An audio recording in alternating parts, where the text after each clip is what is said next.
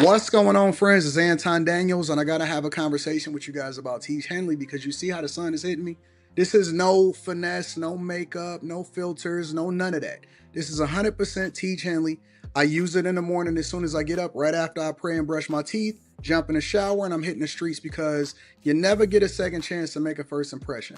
So even though they're giving you 40% off your first order, 20% off for life, even though you may get a free gift, forget all that, right? Because we would do this even if it was full price because it's worth that much. I'm in the streets, I'm kicking it with people when I see Dusties everywhere. You don't want to be them. You want to separate yourself. And the way that you separate yourself is self-care. Ladies get it for the fellas. Fellas don't wait for the ladies to get it for you. I'm about to hit the streets right now and I'm feeling confident. I'm feeling great. I mean, I already got confidence, but to have that extra boost of confidence, knowing that you've taken care of yourself and you set yourself apart from all of the rest of the sheep that's walking around making bad decisions on a daily basis. And it's reflected in their actions. It's reflected in the products that they use. It's reflected in the people that they follow. And so if you're trying to level up, if you're trying to make sure that you look good, they're going to send you the pack. They're going to give you all of the instructions on how you're supposed to use it. Then make sure you get your Tiege Henley. Again, 40% off your first order, 20% off for life. Get your free gift. Make sure you tap in with your boy Anton Daniels because Unc is never going to lead you wrong. I would never have you use a product that I don't use myself. Again, they've been rocking with me for a long time. Make sure you get your Tiege Henley. I love you. I appreciate you. I'm going to holler at you guys later.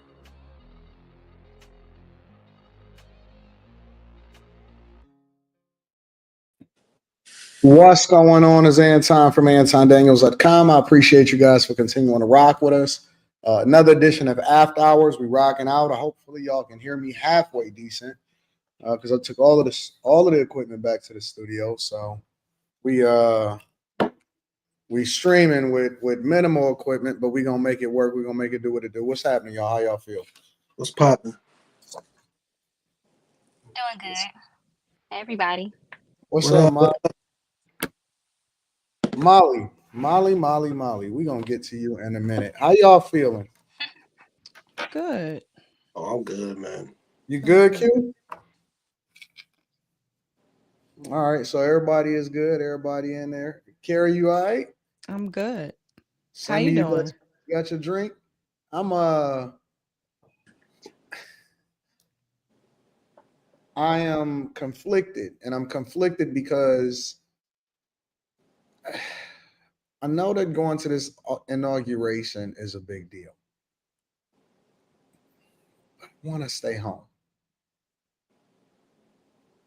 So I'm conflicted. Why you want to stay home?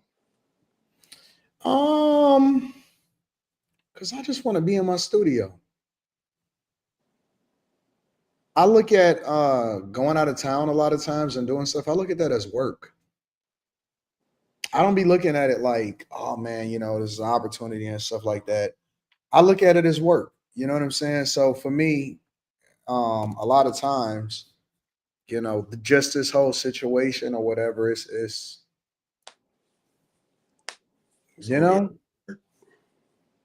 I love being immersed in whatever it is that I do on a regular basis because this is what I do and it's I love it.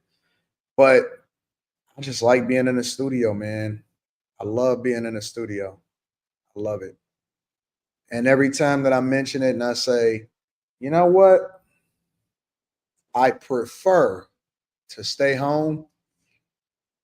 Everybody always telling me about how great of an opportunity that I got in front of me. You know what I'm saying? So I'm always conflicted because, you go with what it is that you go with, but then at the same time, I don't know. So that's where I'm at right now, I don't mind going to Portland. I'm not necessarily gung ho about going to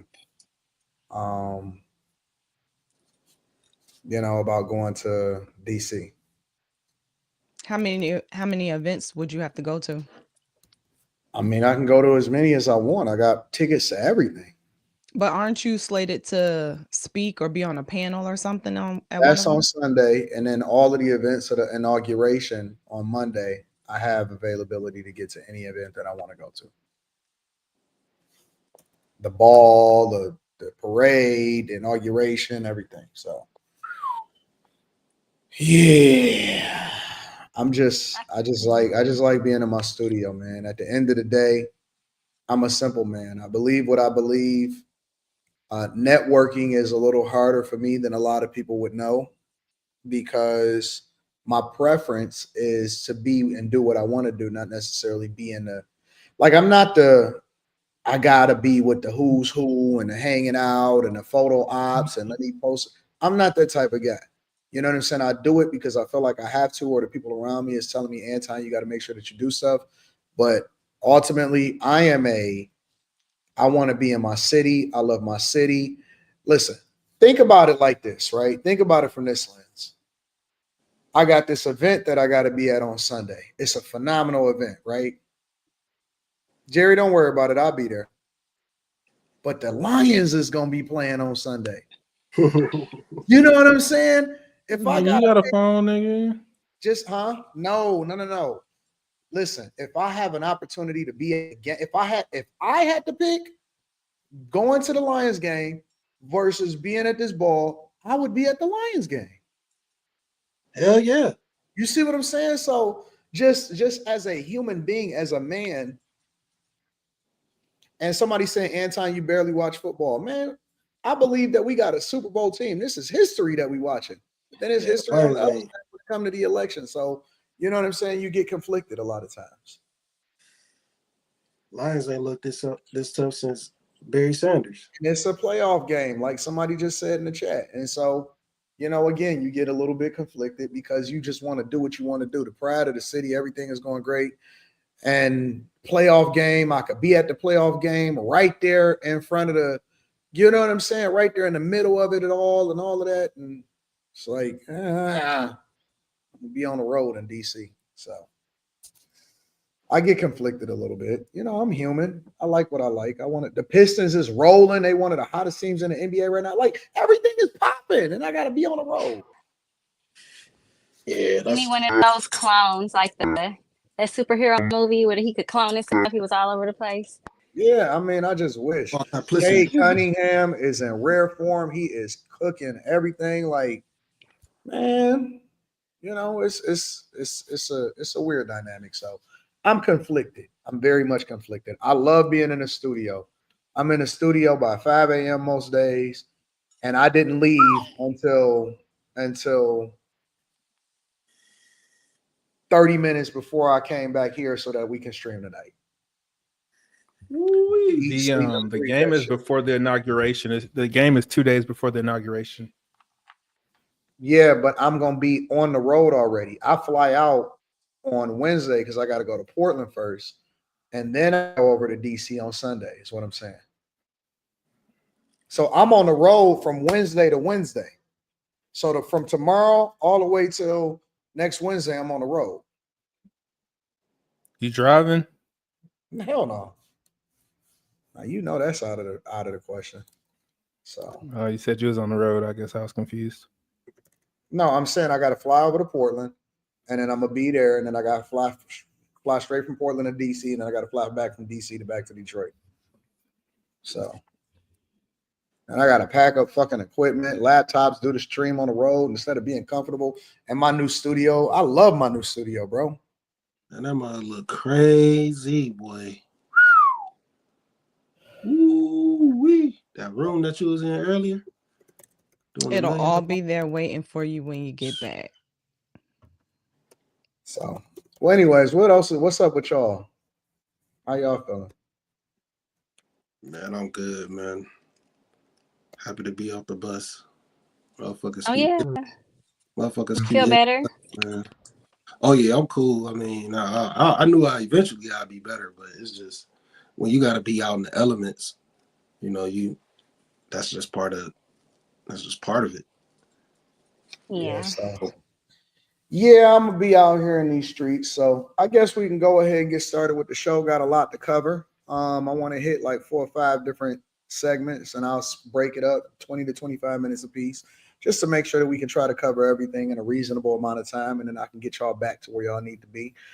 First things that I want to cover is Elizabeth Warren, right? So Elizabeth Warren versus Pete Hegseth. Pete Hegseth is obviously nominated by Trump, and he had to go before the Senate, and they were sparring whatever. And this is one of the highlight moments. I don't know if y'all familiar with it, but this is one of the highlight moments. For your service. So if you're confirmed as Secretary of Defense, you will oversee our military, including about 250,000 women who currently serve on active duty in the Army, the Navy, the Air Force, the Space Forces, and the Marines. And I have serious concerns that your behavior toward women disqualifies you from serving in this role. Now, I've been trying to get answers from you for quite some time on this. You haven't wanted to meet or to answer any of my questions. So we'll just have to do it here and dive in. I want to pick up on some of the questions asked by Senators Shaheen and Gillibrand and Hirono. And I just want to make sure we have a list of some of the facts that I think are undisputed. I'm not going to talk about anonymous sources. I'm just going to quote you directly. We've got the video. We've got it in print. So going back to January 2013, you told a Fox News interviewer that women in the military simply couldn't measure up to men in the military, saying that allowing women to serve in combat roles would force the military to lower the bar.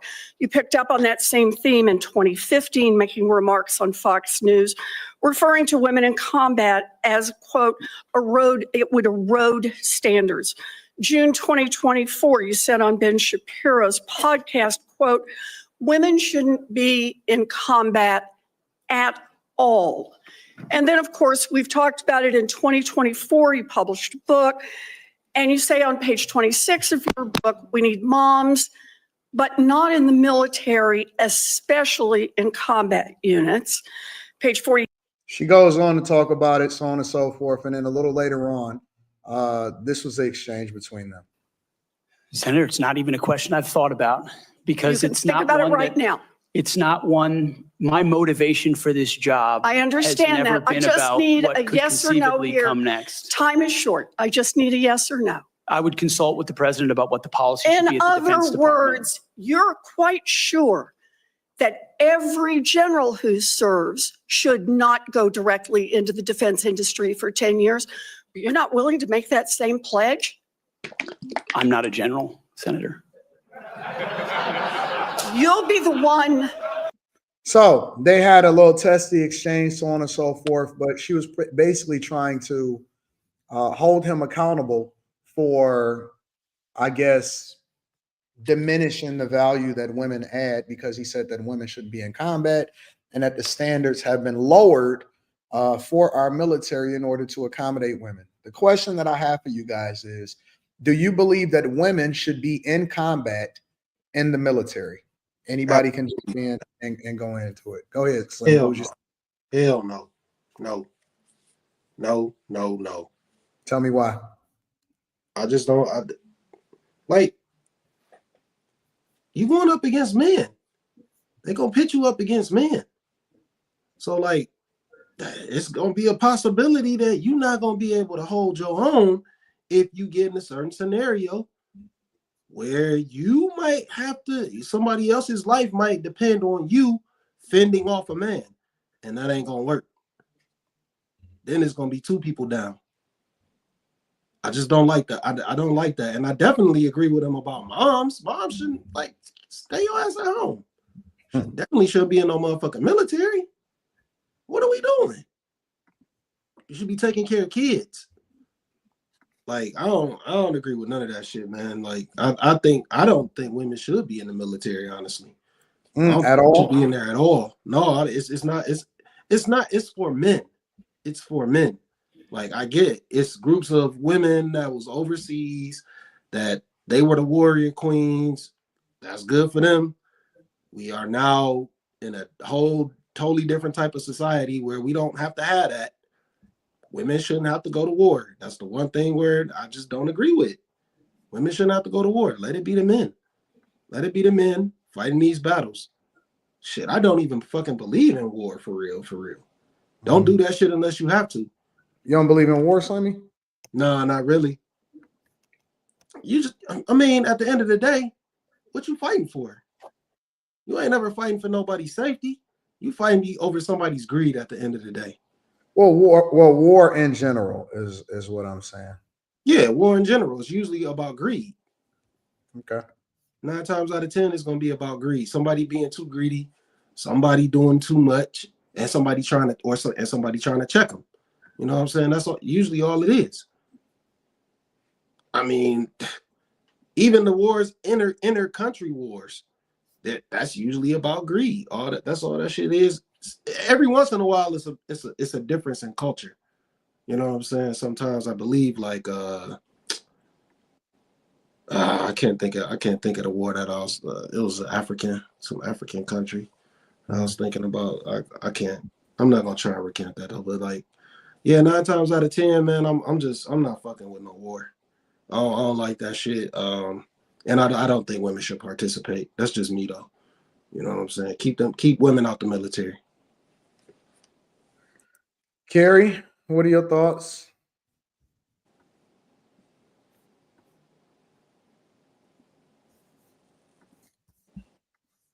Carrie, we can't hear Carrie, you. no, we can't hear you.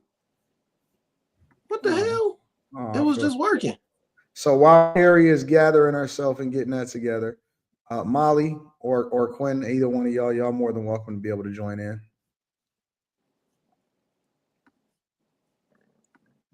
Excuse me. Quentin, you don't want to go? I didn't want you to cut me off, so I was gonna let you go first. Jesus Christ. I agree with Slimmy. I mean, obviously, I'm not into the whole feminism thing. If women are going to be in combat, I think maybe we could be nurses or medics. But as far as fighting, I don't think that's our place. There's so many other things we could be doing. If you have children, why Slimmy would you want said to go that into women combat? shouldn't be in the military at all. What do you think about that? I think they could do like administrative roles. I'm a military baby. Both of my parents are in the military, so. Really? I didn't know that. hmm Okay, I didn't But know I that. don't think that we should be in combat. No, and then especially like we have all those wars overseas in the Middle East and stuff like that. It's so heavily male dominated. And it does lower the bar. I think it lowers the Do bar. I y'all think it hear makes us that? look weaker. What I is don't Okay, that know that's not noise? how me. why I we have hear like that. women Marines. Hold on, okay, hold on 1 second. 1 second. Let me I'm, just double check something. Give me a second. I can't That's hear all anything. crazy. Hold on, let me mute everybody. Go ahead, keep talking. Is it my connection? Can anybody hear me? Okay, so all right. Okay, I can't hear y'all. Hold on. All right, so hold on. All right, go ahead and talk. Anyways, go ahead. I mean, we'll figure it out. I think that was her Molly's connection. Yeah. Okay. Yeah, I just don't. I don't see. Oh yeah, go let Carrie go. Her mic back. Can y'all hear me? Yeah, we can hear you now. Okay. I was just saying, I think that the standard shouldn't be lowered. So whatever qualifies a person to be able to go into combat, if you're a woman and you meet the standard, then good for you. But if not, then no. I mean, from a personal perspective, I wouldn't want to go in myself, but there are women who want to. And if they can measure up, then go for it. So, what about the benefits? The women would lose all of the benefits that they would get from a military, the TSP, the free schooling, the no property taxes in certain places if you serve for a certain amount of time, all of those things. Women wouldn't be able to get all of those military benefits that a lot of people get as a result of serving, which is one of the reasons why women didn't get into the military sometimes. What do you think about that? Who, me? Yeah. Well, I said I think that if they qualify, they should be able to go. So they would get those benefits. But you're saying, what do I think if they change it and they now can't get the benefits? Like what do you ask? Because if they don't qualify, but then at the same time we have things that's basically put in place to say, equal. Okay. Because Then they won't you be able to meet certain qualifications as far as what the standards are to be in certain places, right? right, but if a man tried to qualify and he didn't, he wouldn't get those benefits either, right? That's So true. it's equal, it's fair. Whoever qualifies gets those benefits. Okay. Y'all I'm with you. can still hear me, right? Okay. Yeah, we can hear you, I'm great. gonna keep checking. What's going on, Quentin? What's your thoughts on this whole situation? No, I don't think they should engage in combat. I do Why think is that? there's room for them in the military. Just not on the front lines. I think both men and women, when in distress, they like revert back to like their nature. So a dude's gonna be inclined to save a woman when he probably shouldn't in the heat of battle. And I think a woman's probably gonna look towards a man to do something that she should probably be able to do herself in the heat of battle. What about the culture of the military, right? Because one thing that I hear a lot of times from people is that women are oftentimes a distraction on base. And that it's a lot of messiness that comes along with being in the military when women are on base. What about that part? Forget the combat part. What about them being a distraction of men? Because that was a part of the conversation that they were also having as a part of the Senate hearing. I would think it's like a normal workforce. Like it's just you work for the government and not and not for a private entity. It looks the same. Like the day to day, it looks the same. I don't think it screws anything else up. It's actually harder. You call a chick a bitch, like in the military, they go you're canned. They're out of there. Like women are protected hardcore in the military for the most part. But isn't that a bad thing though? No. You don't think so? Because I mean, in my opinion, and I could be wrong, the military a lot of times is kind of like, it's tough guys. You know what I'm saying? Taking care of business, being on top of it, whatever you want to, It used to be talk tough shit guys. and all of that.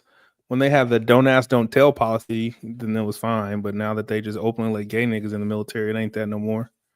But that's what I'm saying. Do you think that women getting into the military and all of the standards changing because of it, and now men can't be men, that devalues what we're putting out on the field, or it devalues the culture that people have or experience on base? No, I think base is fine. I think like actually in the battlefield, fighting is the only place they don't belong. I think that there's a role for women on the base, as Molly said, doing administrative things like work stuff. Hell, they can be drone pilots. They just don't need to be fighting nobody. No, I think it's just a normal. Like it's just a normal workforce. You got to respect women. No, I think your militia should be more like a machine. So in order for it to be a machine, you got to have all the cogs moving in proper place. Mm-hmm. So you start throwing weaker cogs in there, now you start to get problems. I ain't even get into the sexual aspect because from what I hear, and I know a lot of people in the military, that shit is a cesspool. That's what I heard. That's what I'm saying. That's a part of the culture that's on base, right? It's bad sexual culture. Just for the sake of speaking correctly, we're talking about the military, not a militia. You know what I meant. But either way. just say it. Either way. Yeah, but that part could still be present even if the women are not going to combat. Like they're on the base. So that's what I'm talking about. Though. Should women be on the base with men inside the military? They definitely shouldn't be on the base. I don't think they should be in the military, period. Yeah, so I don't know how that's my whole point. I don't know how they handle that part because when I was at Hampton, we're right near a bunch of military bases. There were quite a bit of stories about stuff that happened with women. I don't know how you fix that part. I've coached guys, right? And the treatment and not just from the women that are in the military, but even women that the way that they've changed to accommodate, women that get pregnant by guys that's in the military or military wives and stuff like that is crazy. It's insane. I didn't know, but I found out through coaching a lot of different guys that was going through issues with a wife that they was divorcing or baby mama that they was dealing with that's in, and they was in the military, that she was, for example, able to call and tell on him that he was doing stuff to her and it wasn't true, but making accusations about him that then jeopardized his military career. But she was able to call his superior and report him and stuff like that. And it was so many different things that changed, and all of these different things that was happening. This is one of the reasons why I find it compelling to be able to have this conversation, because I've seen a lot of things happening to guys that were in the military, their military career, and all of this stuff. It was guys that had to take care of kids that wasn't theirs because she wound up getting pregnant by another guy that was on base with her, and all of this stuff, right? And so that's what I'm saying, is that it jeopardizes the culture, in my opinion, that's on base or from members of our military, because they can't focus on the things that's actually supposed to be important. But more importantly, it seems as though when you insert women into certain cultures, is not necessarily conducive for the guys that's supposed to be taking care of business. I would even go so far as, let's remove it from the military.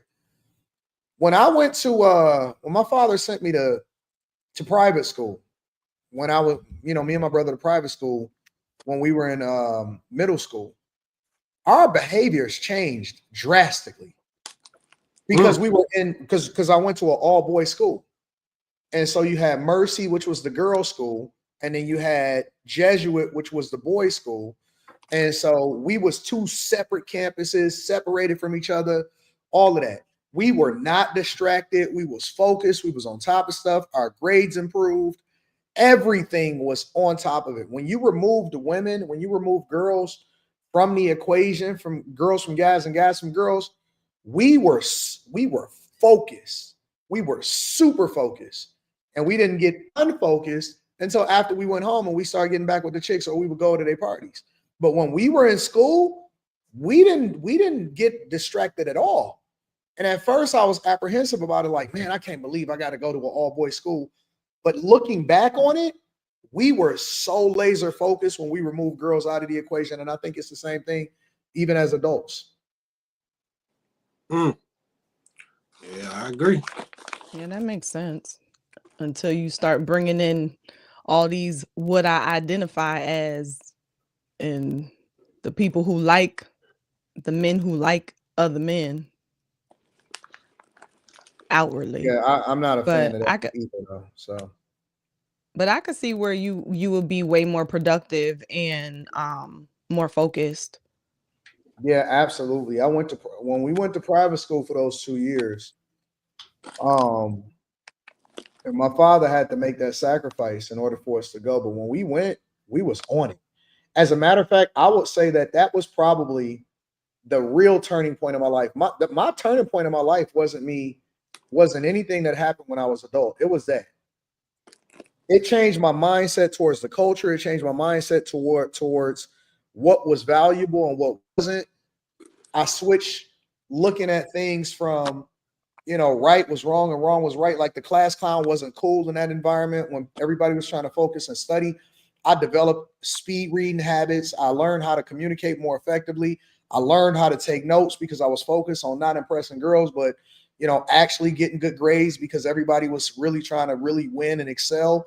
The conversations changed from, you know what I'm saying, what rap was popping at the time to what you guys doing after school and what your portfolio looked like.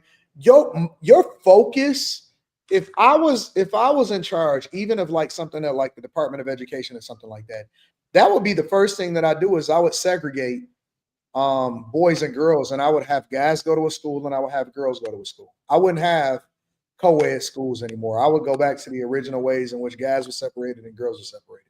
I don't even know why we got co-ed schools now, but I was separated 100%. Yeah, I think that works because,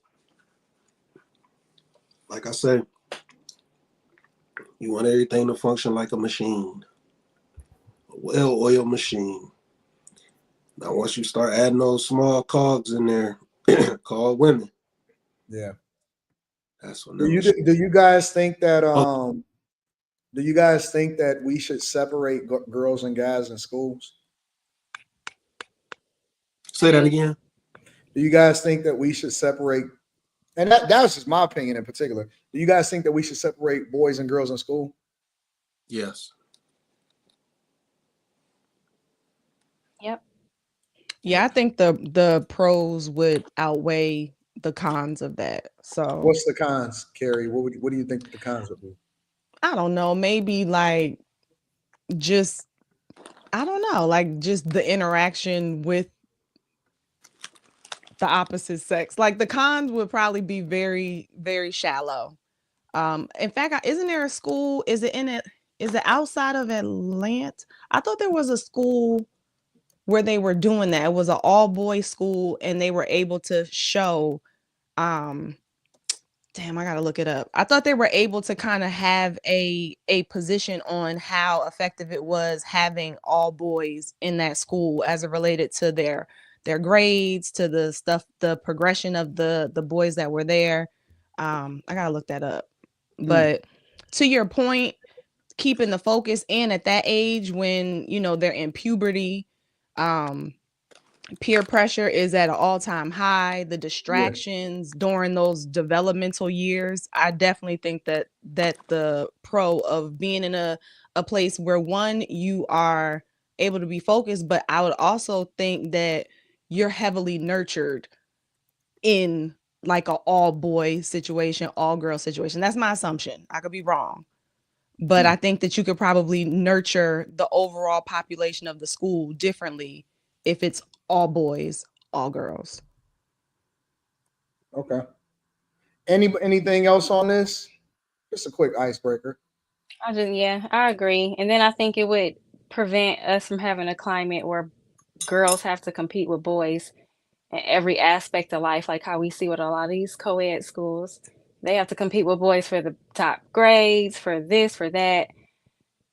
And now nobody knows the difference between a boy and a girl anymore. So I think Do we'll y'all benefit think that it would society. actually shift Black culture or American culture in a positive way if we separated it like, that was just the way that it was in schools in general? Do y'all think that would fix a lot of the problems that we say that we have within the culture? I think so. And it could make girls, like Carrie said, girls could get nurtured on the things that we're better at. And then boys could kind of get, they could get that same nurturing with things that they're better at. Because it's a difference. It's a biological difference. And now they trying to put tampons in boys' bathrooms. Yeah. I think that we would get back to separation between masculinity and femininity if we had that. Like we would have coaches, we would have, because when you talk about, it was all male teachers. You know what I'm saying? The only time that we seen women inside of the school was in an administrative role. They were the secretaries. They were the ones that called your parents if you was late, all of that type of stuff. But we didn't really experience women being in middle school. We didn't experience women playing roles inside of the school. It was all men. We went to religion. That was taught by, a man. All our coaches, it wasn't no diversity, equity, and inclusion. The principal, he was a really strong, like, guys, hey, y'all gonna get it together and all of that stuff. And so, that's just the way that it was. You could not come in without a belt on. You couldn't come in with your shirt untucked. You had to have slacks. You had to have a collar, and you had to wear a tie. And if you did not have a tie or you forgot your tie at home, you had to go to the office and go and get one out of the office, and the ladies would get you one.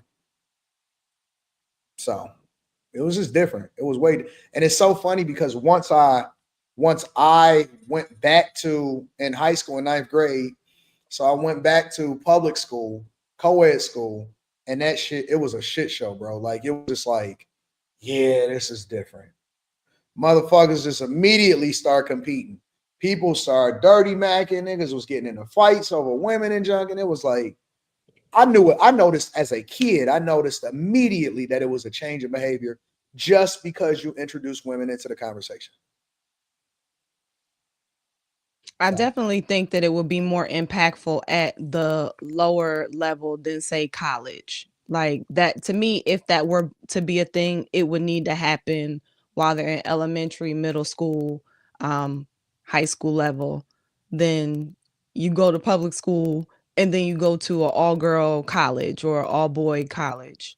Yeah. I don't think it would have the same impact. Yeah.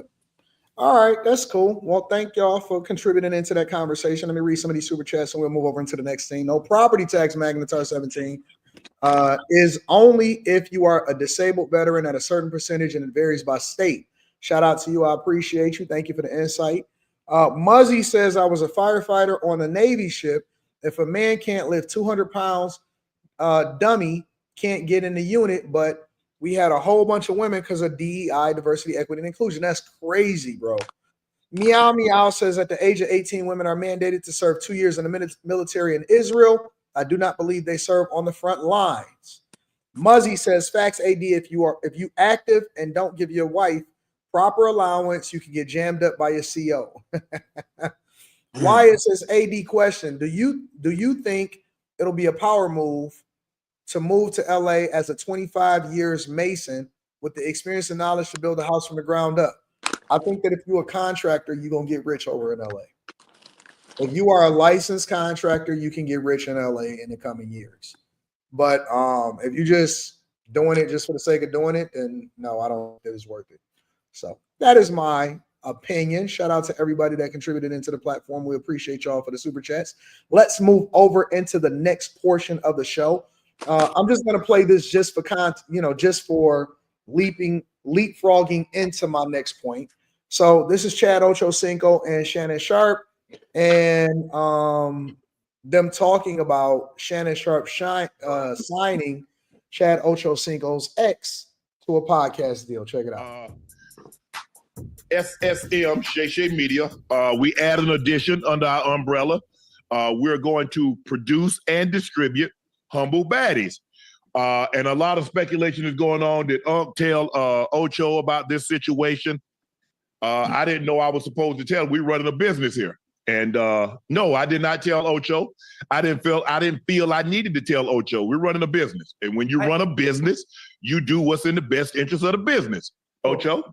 Not really. In the best interest of the business, we're a partnership. You and I, we started Nightcap. If we are partners, anything that has to do with something that was a part of my life, which is including her, and she leaves my life, that means she's no longer a part of what I have going on. That's including Nightcap. So just because you and I, from a relationship, from a football relationship to a business relationship, if she decides to leave me in my life, that means she's gone. So you my dog. So that means I did say that. Well, I remember saying that, Ocho. I remember you and I had this conversation. You said that. So you're not even standing on business about what you said and how you live based on your morals and the way you operate. Right. I lied a little bit. Ocho, this business, I'm trying to make money. Don't you want to make money? Yeah, I want to make money. But listen, all money ain't good money. All money ain't good money. That's something that you didn't have to do. As a matter of fact, if you were going to do something like that, you know how I felt about the situation already. She left. She left. So if she decides to leave me, to sign her and not even run it by me and let me know something, give me a heads up, give me some type of warning, let me know, hey, listen, I'm thinking about Ocho, I signed Rail and her girls to a contract. I'm letting you know. Hey, here you go with the bullshit. Ocho, hold on. So anyways, long story short, they played around with it or whatever. She wound up jumping back into the screen a little further on.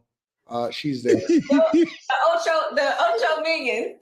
Yeah. Make sure y'all go subscribe to Humble Baddies podcast. Thank you, Shay Media, Chad. So it was all tongue in cheek. Obviously, I think that he did actually sign him to a podcast deal, but Ocho actually knew about it, and I guess that they still cool at the end of the day. But the reason that I played that, it was, pretty funny to me when you actually watch it in context. But the reason that I played that is because I wanted to leapfrog into the next question. And the question is, should you continue to do business with your ex? And should you also allow, and would you and should you also allow for your ex to do business with your friends after, obviously when she becomes your ex? When he or she becomes your ex. Anybody can jump in. Matter of fact, Molly, go ahead. Give it to me. Oh, no, I would say if they can be mature enough to handle it, I don't see the problem, especially if it's mutually beneficial. I mean, if they can handle it, not everybody cares about their ex. So, and some people can separate the money from the emotions. If they can handle it like adults, I don't see the issue. Are women or men more easily able to separate the emotion from the business? Women are, not men. You think so, Quentin? Mm. Are able to separate the emotion from the business? Hell no, Quentin. I think in this instance, probably the woman. Because men be thinking with their wrong head, and they be like, they be seeing this young pretty thing still coming back and forth. Like you ain't. Men always try to. Well, what Stay. about They on think the flip once. side though? What about observing your ex being able to do business with your homeboy? Like I'm seeing my. That's why I said men is the problem. I don't think women would care.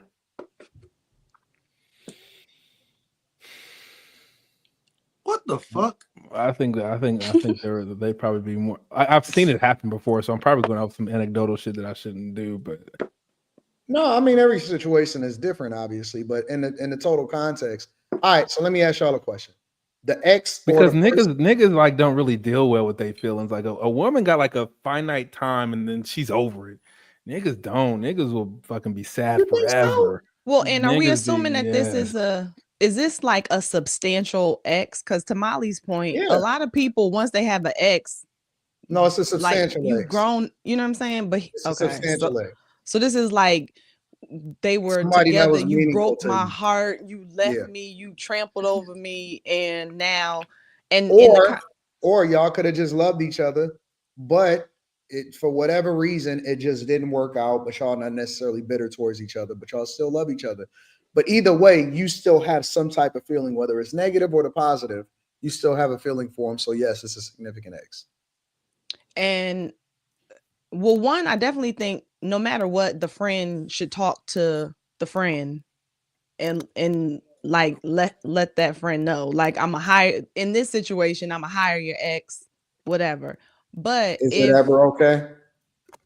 I think to Molly's point, I really think that the context matters here, because if it's a clean cut, years have passed, or if everybody's mature, then I don't think that it's a deal breaker. Like you better not hire her or you better not work with her. You're answering the first question, not the second question.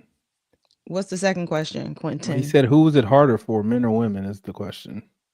I think even that.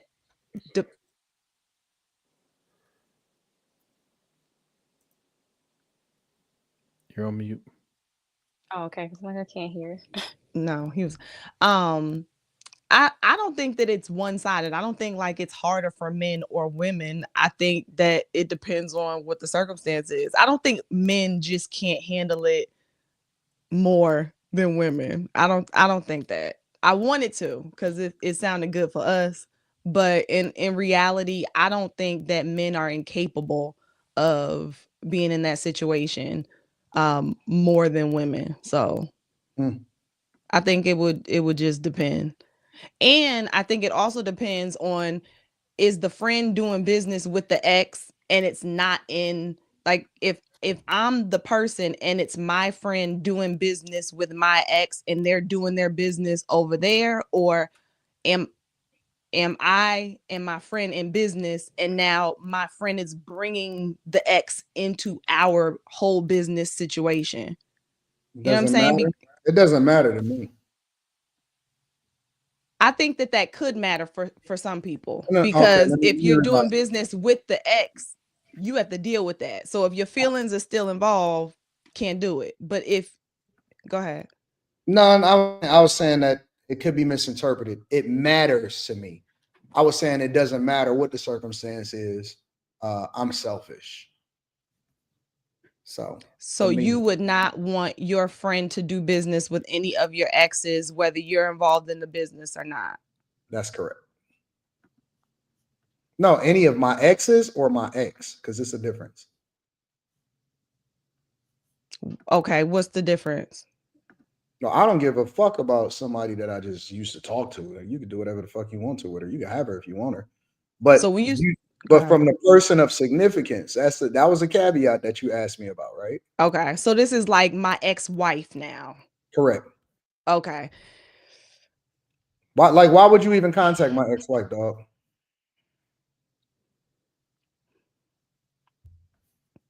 Okay. I know you want it in general. Why would you contact my ex-wife, man? So what if though? What if this is a friend, like all of you all know each other? So it's what? not. You gotta pick it. Listen, I'm like that movie. What was it called? The Breakup, where they force them to pick sides. They force their friends to pick sides. You gotta pick a fucking side, bro. You gotta pick a side. I guess you're proving Quentin's point then, Anton. Maybe it is harder for men. Because I don't think that we would trip up as much. Like, because if a friend of See, look at you. You can't even get it out. You can't even get it out. Flag on the play. Come on now. Flag on the play. Like, dog, what is you reaching out for talking about, hey, I got a position for you? Am I over are you over your ex? This shit ain't working for nobody. Are you ever over your ex? Yeah, heck yeah. Bullshit. Yeah. Man, yeah. I don't you see are. nobody going for that shit ever. Men or women. I don't see with your best friend. You proving Quentin's point too, Slimmy. No, I ain't proving Quentin's point. I'm talking about I don't see men or women going for that shit. I don't see it. Yeah, but Molly and I can see it. You and Anton are like, y'all lying. Absolutely not. Y'all lying. I don't believe y'all. I'm being real.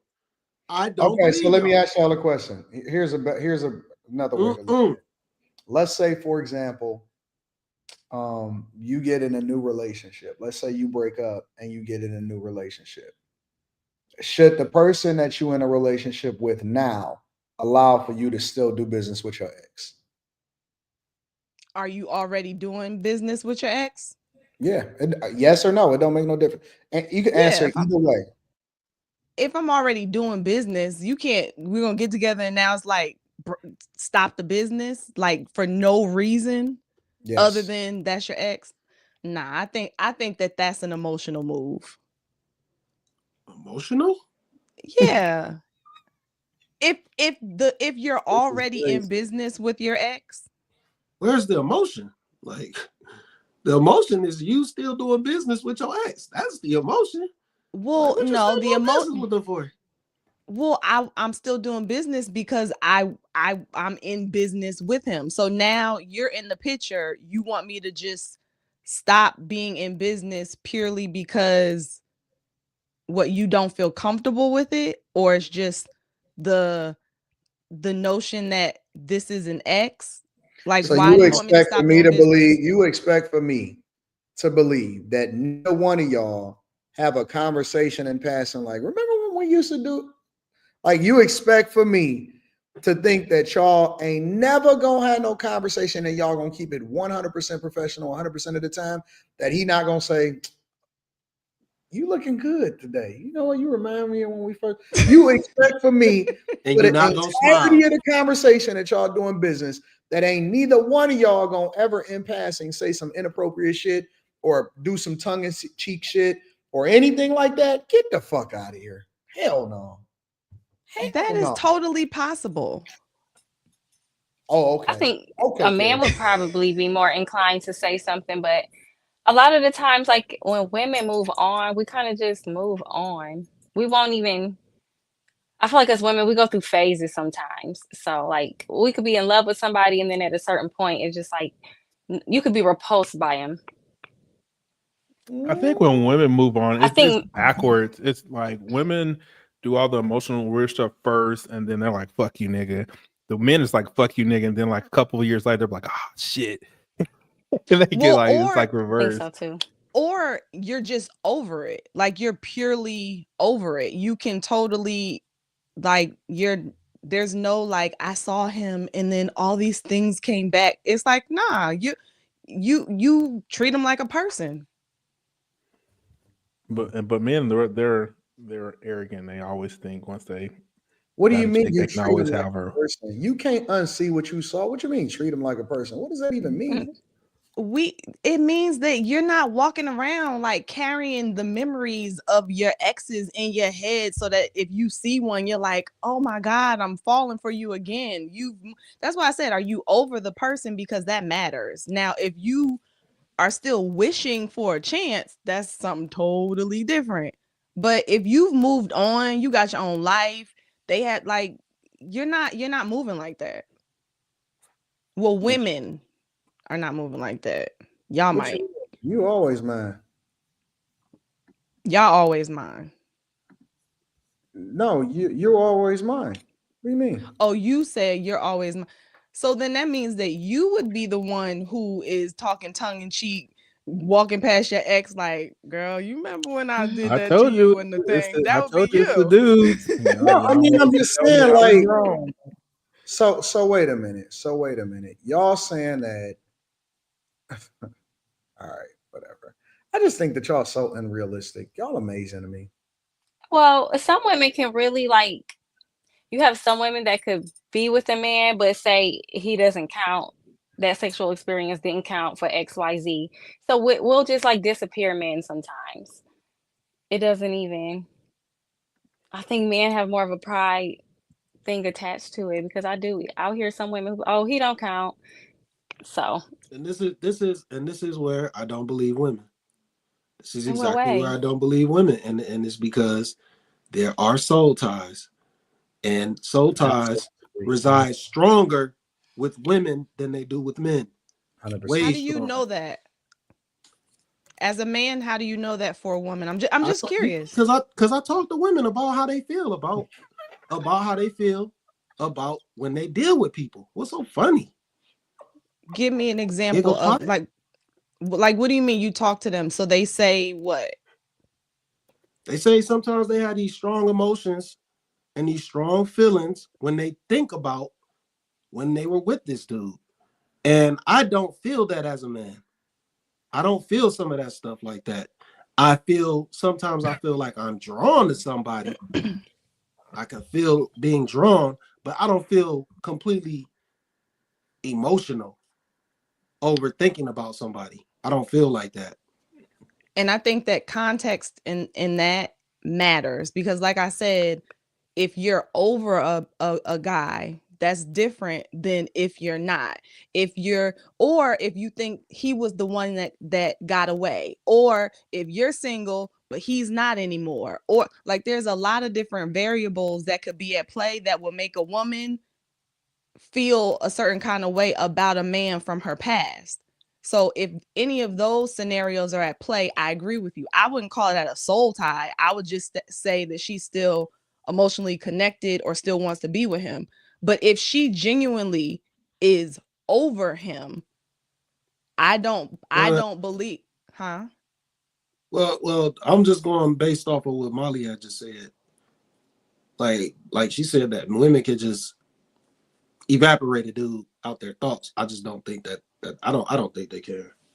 It's just me personally. I just don't think. I'm the type of person that think that, like, I would never suggest that a guy. One of the reasons why I wouldn't suggest that a guy get emotionally attached and then get married to a single mother is because realistically, the baby daddy still always got access to her. He has unprecedented access that no other man should ever have. Like if you dealing with an ex, for example, and it's not like on some, you don't have a child with him, for example, then in a normal circumstance, you wouldn't still just be kiki and haw-hawing with him on the phone or interacting with him. You know what I'm saying? But you have to maintain a relationship and be friendly, because if in most instances, if your man walked by and seen you and was like, hey, who you on the phone with? And you like, oh, Peter. Like, what the fuck? What you mean? What y'all got some business together? No, we just cool. We just kicking it. Now that shit wouldn't fly.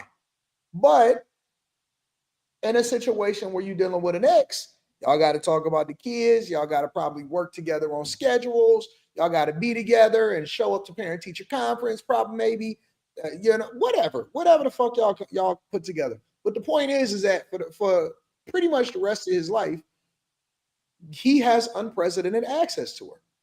And that's wild to me. No, what he you, doesn't. What do you mean?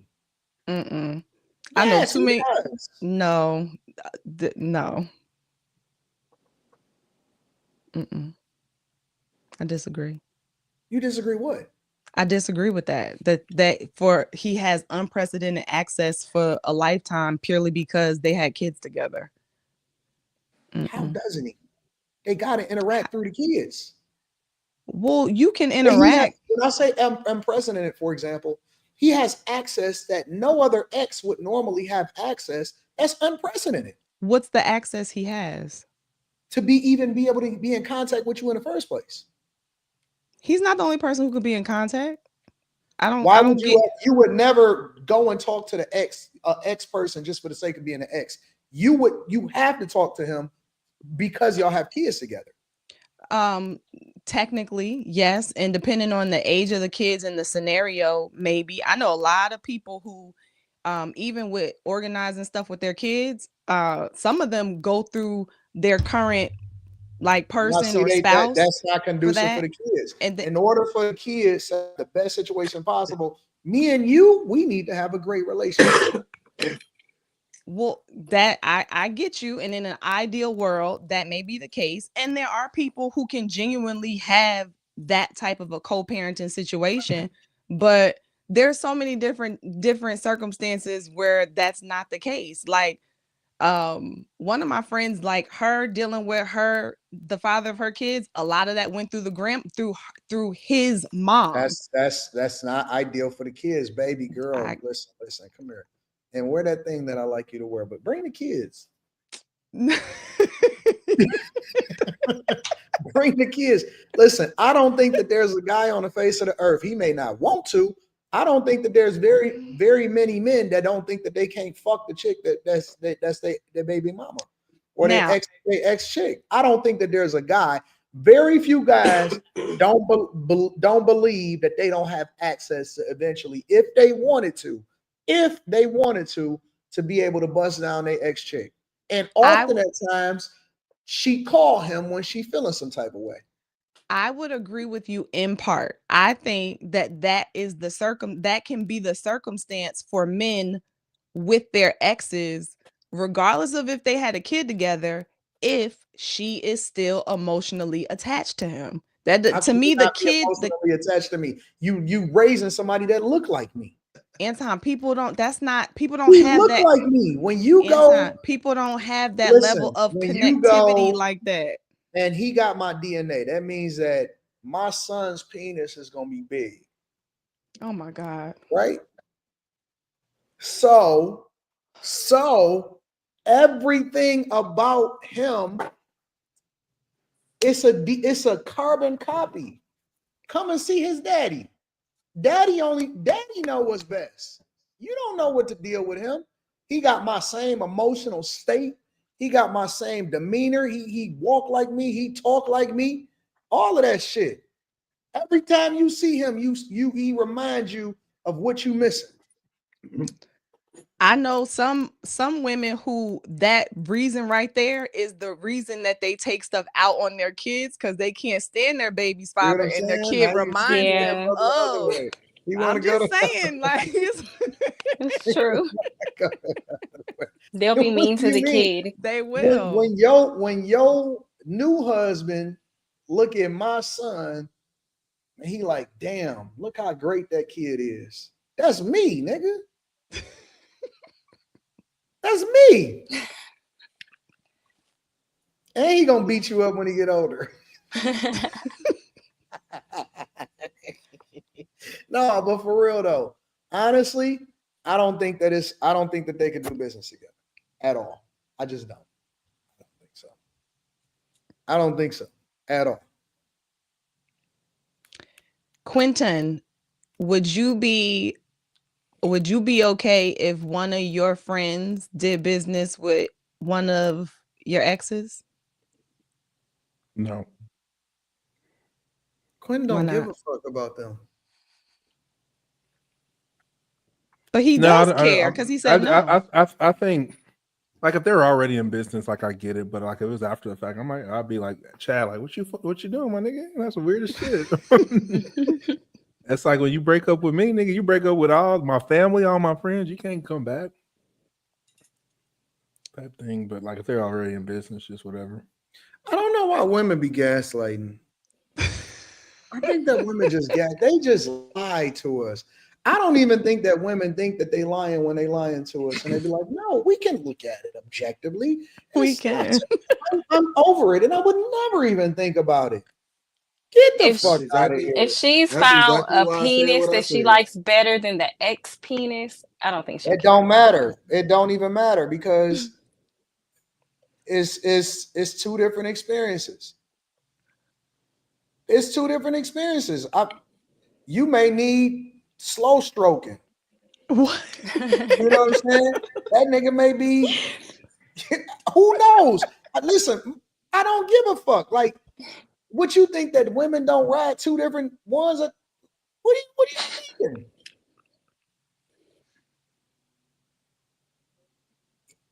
These women are moving on. They move on and they move on fast. I don't know. Nowadays. No.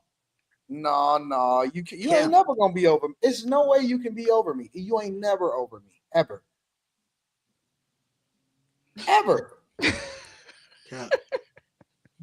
Think about it, because see, it ain't even just about the D. I did things to you that nobody will like. You know what I'm saying? I'll be back when this conversation's over. No, come on back. I did things to you that you didn't even know humans were capable of. I made you into a pretzel. Oh my God. You know what I'm saying? Like, I pretzeled you. That's our thing. When every time you go to the amusement park, now you thinking about me. Salt, no salt? Who knows? I don't know. Every time that you get a present, now we got to inside joke. So you would be the one. We gonna take the kids as two families because we want to be there with the kids. Now we go to the amusement park. Every time we go to the vendor to go and get a pretzel, we got an inside joke. You want a pretzel? You know what I'm saying? Like, he'll never be able to. We got a thing you don't know. And he looking at us every time he see it. What's that supposed to mean? Y'all got pretzels? Look, y'all have pretzel business. That nigga don't know. Nah, you know what I'm saying? Would you be the one to make the little slick comment about the pretzel? Hell yeah. Yeah. Remember the pretzels? Shit was crazy. You're the dangerous ex. That's why. Hey, pretzel. Yeah, I will. Like, damn. Like, I'm gonna have that girl go home and lose her whole relationship. Facts. I fuck that shit up bad too. Hey, man. Yeah. Facts. Fuck that whole relationship up on purpose. Nigga, what? Dog, nigga, you don't even know nothing, dog. Nigga, what? Like, I do that shit every day, working on her. Soon as she having a rough day, girl, hey, you know that pie you like? I just made some. Let's talk about it, man, because I know that you ain't got. I'm gonna hit you with it. I'm gonna hit you with the whole thing. Hey, what happened? Fuck. You know what? Don't even say nothing. Just come straight here. Just fuck that. You know what I'm saying? Take the rest of the day off. Just come straight here. I got you. Nah, I already got a towel ready for you, and you just take a shower, take a day off, take a nap. Don't even trip about it. She gonna wake up. You good? But what if you had another girl? You would still do that? That's a different conversation.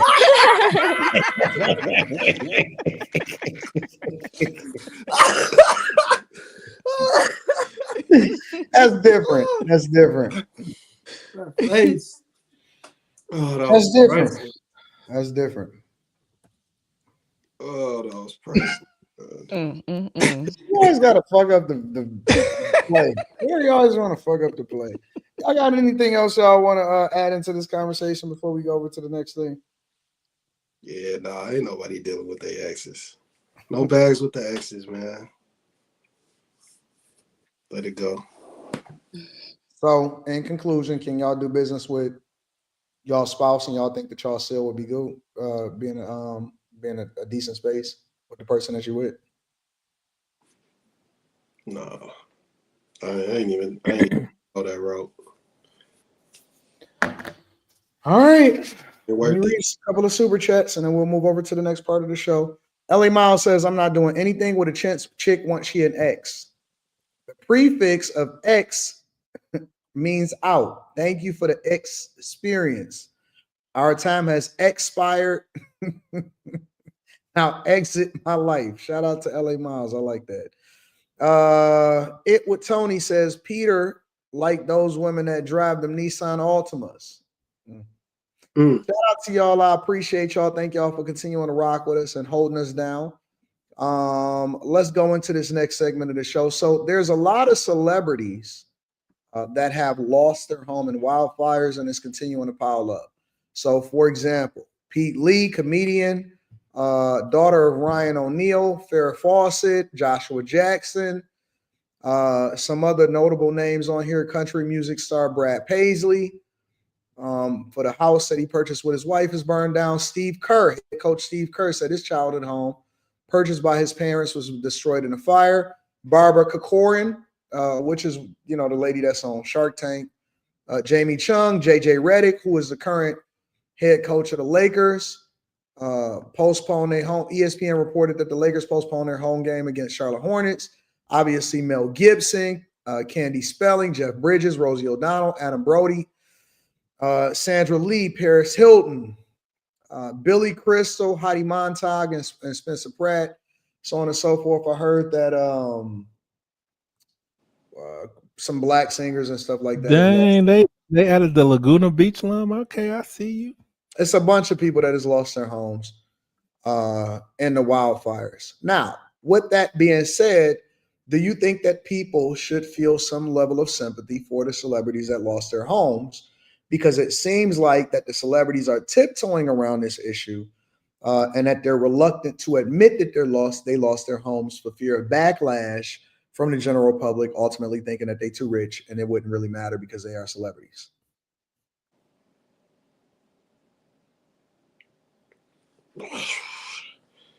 I don't think people would feel sorry for them because of the way. I guess I wasn't talking. People. Oh, I didn't hear you. Go ahead. I didn't hear you either. But okay. No, you weren't talking. None of us heard you. Quinn does that once a show on purpose. We all know that. Yeah, Go ahead. he wasn't talking. Go ahead, Molly. Oh no, just like everybody is so. A lot of people are broke, so they really are not going to care about anybody who seems wealthy or has money. They didn't care when the healthcare CEO lost his life. So I think social media and all of this is making us lose our humanity towards people, even though they're celebrities and perceived as rich. But a lot of rich people live paycheck to paycheck. So they might as well keep their mouth shut though, because everybody is kind of in this space where they're happy to see celebrity culture die. I think they should take their loss in private because nobody realistically, the everyday person probably doesn't care. They're probably happy to see it happen. I got to be honest, when I first heard it, I was like that. I was kind of like, oh, they got money. And then like I allowed myself to check myself and process. And that particular day, I don't know if it was like real cold here. It was like real cold here or something. And I was like, yeah, that would be messed up. Like to just come home and there's no home to come to. And then to your point, Molly, everybody doesn't just have a bunch of money to go rebuild a house or go stay somewhere. You know what I'm saying? Then you have your personal belongings, you have all of that. So I had to get my I don't know what you would call that first showed up. I had to get that in check and then kind of come back down to a human level. And then I felt bad. I didn't have to do all that. I immediately feel bad for people who lose things, no matter how rich or poor they are. I couldn't imagine rich or poor, all the sentimental things that are burned in your house that you've had forever. Rich people still feel the same thing as poor people. So I think it's sad. And I think it was still. I'm sorry, Slimmy. Go ahead. No, you can go ahead.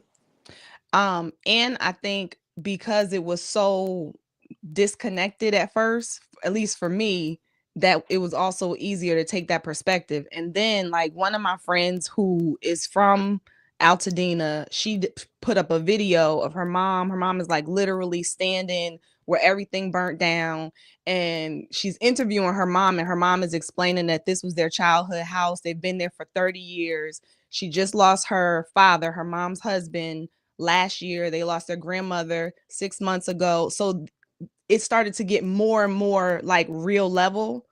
So that helped as well. It might sound bad, but it was kind of disconnected from me a little bit at first. I don't care if you're a celebrity or regular person. I have zero to no remorse because this is not a natural disaster. And nobody wants to tell the truth. And nobody is like it's just like everybody's being oblivious. Like something is going on with people doing this some way, shape, form, or fashion, because there are no trees being destroyed, but the house right here next to the tree is gone. The car is melted beyond temperatures of anything that's natural. They've done it, and like it's too many people that are keeping their mouth closed for a reason. This ain't no conspiracy. I feel people are being complicit in some way, form, or fashion. That's why they don't want to say nothing about it. That's why, because what Mel Gibson did, he actually went against the grain because he told some form of a truth, whether it is a future or not. But don't nobody want to talk about how they want that area vacant. They don't want people there because this is not a natural disaster. It's not at all. That's my problem with it. And nobody wants to say that though. Everybody wants to keep going like, oh, we feel so terrible. We feel this. Nope, man. People should be up in arms like, yo, what the fuck is this? Like, how's these houses being destroyed? What's really going on? Nobody seems to be in that mode though. It's just more so like, damn, my house burned down. What are they gonna do? What are they gonna do for us? Instead of just more so, it should be, hey man, this shit fucked up. Everybody fucked up. Y'all owe us some fucking answers right now. Period. Well, have you ever had a house with a chimney? Wait, I ain't done. Well, you've been talking for a real long time. You need to land the plane. Okay, dog. Just be quiet, man. And then you got the thing with the fire hydrants. People upset about that, but not as mad as they should be. Man, I'll be making so many motherfucking phone calls. Like, I wouldn't even have time to be thinking about being on no camera, none of that shit. Like, so it's a lot of bullshit it's a lot of balls being dropped that people are allowing that to take place. They are not being very adamant about getting answers. That's just my problem with it, man. This is why I asked you, have you ever owned a house with a chimney? There's a reason firewood exists. It takes a really long time to burn. Man. That the house burned down and the trees didn't. So how do you explain the trees next to the house is not burning down, but the cars being burned down, the glass, the temperatures of the glass, the temperatures aren't made the same amount. The glass actually breaks. It doesn't burn on fire. It busts. You know everything, bro. You got what? The pure fact that you said a tree can stand in a house, like, it's science. And the pure fact that you're saying this is like nature. It is a natural disaster. Break it down. It's natural disaster. Like there's air. No, stop talking. Break it down. I'm trying to talk, you fucking dumbass nigga. You stop talking, you fucking bitch. Man, you better watch your fucking mouth, nigga. You better go sit your bitch out somewhere talking to me like you ain't got no goddamn sense, nigga. Man, fuck you. Fuck you, Quinn. You a bitch. Acting like a girl. Yo, mama. You acting like a girl, man. Yo, mama. You acting like a girl. Break it down, bro. Break it down Nigga, to you a told me to science. stop talking, nigga. Break it down to a science. I was on fucking mute, dumbass.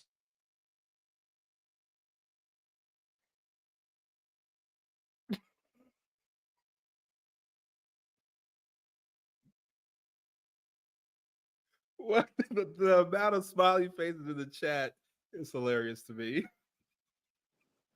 This nigga's a moron, man. As I was saying, there's this. It's the hot air coming from the desert on the other side of the Segregated Mountains. Goes over the mountains, it comes down, and right when it comes down, it's in LA, and it makes all the vegetation dry. You mix it with some wind, and there's fire. That's the science. Happens all the time. So why aren't the trees burning though? You didn't break that down. It takes trees longer to burn than houses. Like if you look at the trees, the leaves are burned, but the trees are still there. What are you saying right now? The leaves aren't even burned on some of those trees. You don't know what you're talking about. It's still green right there, dog. What are you talking about? Are you blind? Have you even been watching the footage? Have you even been watching the footage? It's full trees next to some of those houses, dog. What are you talking about? There's also full houses next to some of the houses that weren't burnt. This house is burnt. This one ain't. I saw that too. You got it, man.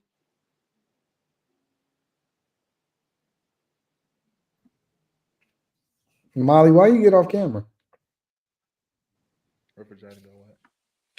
I didn't, because I was laughing. I'm sorry. It was so random. I was trying to keep my composure. They like, you know, in normal circumstance when people get into it on panels, I would stop it. But they like brothers, you know what I'm saying? So I just kind of let them do their own thing and figure it out for themselves. Well, I don't know. Can y'all hear me? Yep. I just did a quick search. I don't know. But John. ChatGPT? No, I don't use ChatGPT for everything. I still Google things as well. Although they have their rendition of it. But it did say John Keeley, a fire scientist with the U.S. Geological Survey, said in an email, it is not uncommon for wildfires that burn through urban areas to observe trees surviving while adjacent homes are incinerated. The primary reason is that trees have roots that bring water up to keep the foliage moist. Now, what ChatGPT did say, though, is some trees survive California wildfires because of their thick bark, carbon reserves, and ability to resprout from dormant buds. So I'm just a quick search, because I too saw some of those photos, Slimmy, and was like, why is this up? Like even houses, certain houses. But go ahead. The only problem with that is just a few years ago, it was the trees that were on fire. It was the tree. It was just the trees that were burning. Am I wrong though? No, I think, and I'm not attempting to argue this one way or the other, because even with reading that, I'm still like, when you look at it, it just visibly looks crazy to see a bunch of stuff flattened, then a house and a tree and a driveway, and then a bunch of stuff flattened. At the same time, no, I get it. At the same media time, like pushing like, why is everything on fire but the trees? Like, let's conspiracy theory, because we know these motherfuckers ain't gonna look it up.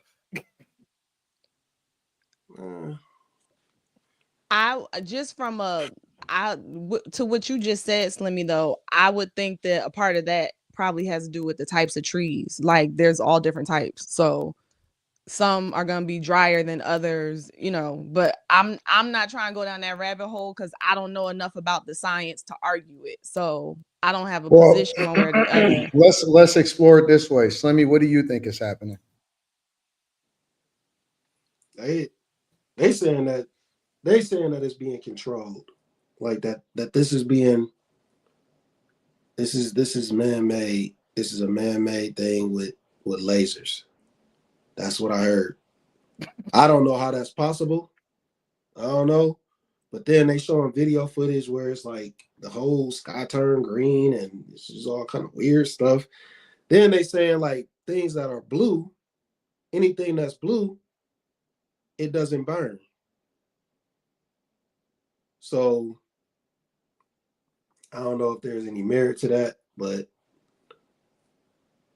we'll find out eventually, I guess. My thing is, I don't understand how trees don't burn next to houses, but you know, it is what it is. It is what Quentin, it is. are you rocking with that, Quentin? I rock with everything that Carrie said because when I heard that the trees weren't burning, I was interested in why not, and it made more sense what she said than it's just you can't explain why it didn't happen. It's controlled. If it's controlled, like what does that mean?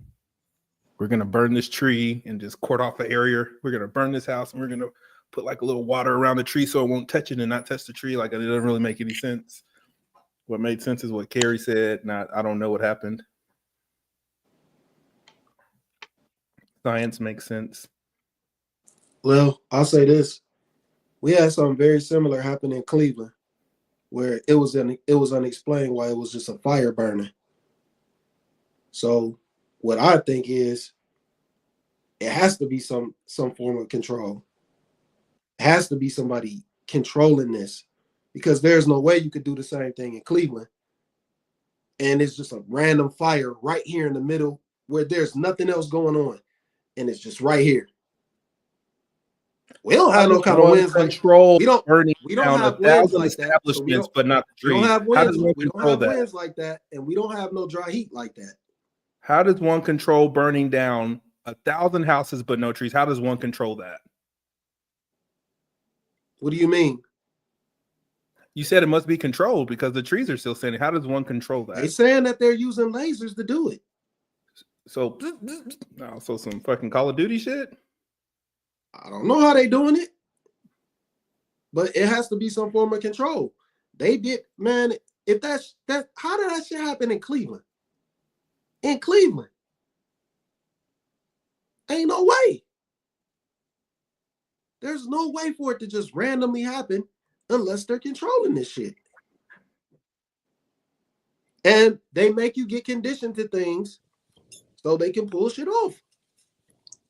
I mean, when you say control, you mean like arson, like people are going and setting fires? No. This ain't arson. Like a bigger entity is causing this. Yeah. Oh.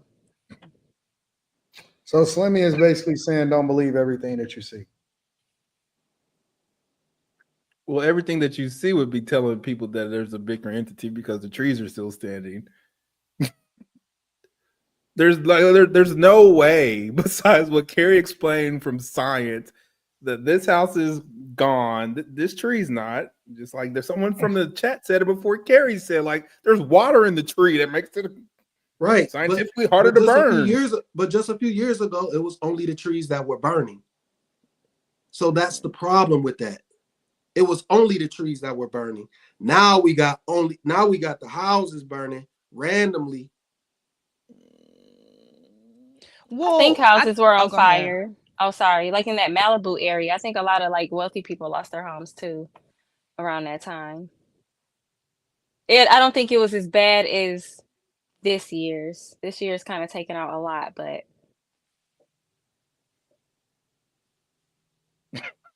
somebody said it wasn't the Starship Enterprise.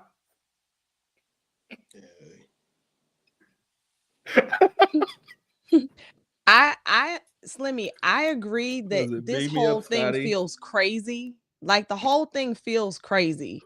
At the same time, I do think it's still important to kind of come at. I don't want to say it like you're not coming at it from a common sense perspective, but this is going to be a good time for people who have conspiracy theories and all of that to really, really ramp it up.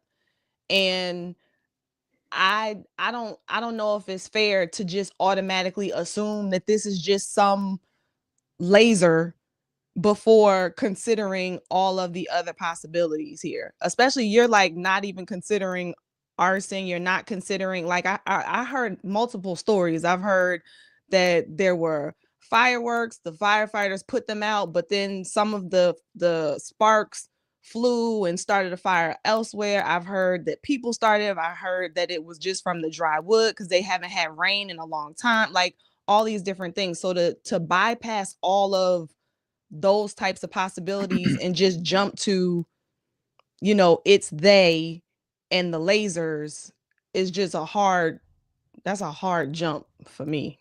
And I would think if it was lasers, it would happen. It would have happened at nighttime under the cover of darkness. But this happened in the middle of the day, and no one has reported anything of seeing lasers. That's not true. Okay. That's not true, because I just told you I saw a video of it. You saw a video of the laser where the whole like it was a flash of green light. So it could have been a transformer or anything blowing up. Go look it up for yourself. Look it up for yourself. That's the other multiple videos out there. It's multiple videos out there. That's the other unfortunate thing right now is because we got AI. We have like one person put up a video about this girl driving through this tunnel, and she's like driving towards the fire, and she's like, oh my God, oh my God, oh my God, makes it through the tunnel, and now it's all this fire and the video cuts off. So I'm looking in the comments like, what happened to her? And then finally somebody was like, this was from years ago. So even that it's just hard to know if what you're seeing is what is real, either way you look at it. So I saw a video of firefighters pulling out bears, and then this nigga had 2 bears in his hand, 2 cubs. Nigga had a tiger, and like, I'm not kidding it. And the comments were like, "Oh, he's saving the animals." And nigga was like, "That's AI, you dummy." Nigga came out the fire with 2 like cub ass bears right here, nigga, on his arms. All right, y'all. We're gonna go ahead and wrap this one up. Let me go ahead and read some super chats, y'all. Anton, what do you think is going on? I think it's the combination of both. I think that there are people that are setting fires. I think that it probably started. It could have. It doesn't even matter how it started. It could have started from an arsonist. Which one? There's like 5 of them. Yeah, I know, but the initial one, I believe that it could have started one way, and then I think that people got incentivized to start other fires as arsonists. But then I also think that it's an opportunity for them to take advantage of this and leverage taxpayer dollars to rebuild Los Angeles, take people's land, and doing the same thing that they did over there in Maui. So I think that it's a combination of both. I observe the news, and then I try to put together my own context clues by doing my own research, and I don't believe everything that I see. So I think that Slimmy has some merit. I think that Slimmy goes off the deep end a little bit, but I think that Slimmy has some merit as far as maybe not necessarily the tree part, but that I think that I think that there are some more intentional things, even proactively. Like I believe that they could have slowed this down. I think that it's intentional as far as, you know, some of the reservoirs and all of that type of stuff. So I think that there's a little bit more to it than what they're selling us as far as the news. I don't know to what extent, but, you know, I don't know. I think that there's a lot more to it, though. So, real quick before you read it, did anybody hear that only 30% of the fires are out? Because I can't find out how much fire is still happening. One of them There's like 5. A new one just started in Ventura County. So there's more that's starting. So I don't think that this is going away no time soon. Wow. All right, let me read some of these super chats, and then I got like three more 15 to 20 minutes questions for you guys. We got great pace tonight. I like it. Great setup in the morning, AD. I'm 4 months in, and your content is on point, even if you be tripping sometimes. What I be tripping about? Keep up the good work, big dog. Shout out to MG and J. Greg Dub says the satellite view shows the start of the fire. 3 spots simultaneously started at once. # all debts canceled.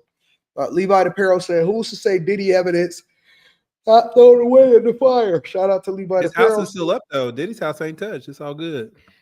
Oh, really? MP says Slimmy on point. Land grabbing is next. MGNJ says, Ava from last night wears the Timbs with no leather. Unbiasedly Ross says trees are moist in the middle. The trees in the Amazon didn't burn to ash when that fire raged. Everything ain't a conspiracy. Trees are wet, wood is dry. Trees are wet, wood is dry. Quentin Slimmy settled this over a game of Madden or Street Fighter like the old days. I already beat that nigga at Madden. Son of the Sun says, if you look at the data, 95% of California wildfires are classified as human caused, and this is according to Cal Fires. Slimmy is correct. Slimmy is correct. And I live in California, by the way. Shout out to Son of the Sun. Timeout says, I heard it was the drones from the water. Darius Whitted says, the "you got it, man" response while arguing is so sassy. How is it sassy by saying you got it? Draco Bakari says, how do y'all feel about California Fire Foundation donations being linked to campaigning for democracy? 4% of your donations to campaigning. Unbiasedly Raw says, a National Geographic sub is needed for Slimmy.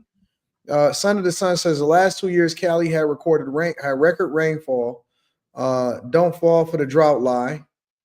Quasar 444 says, Slimmy the type to say he saw Bigfoot.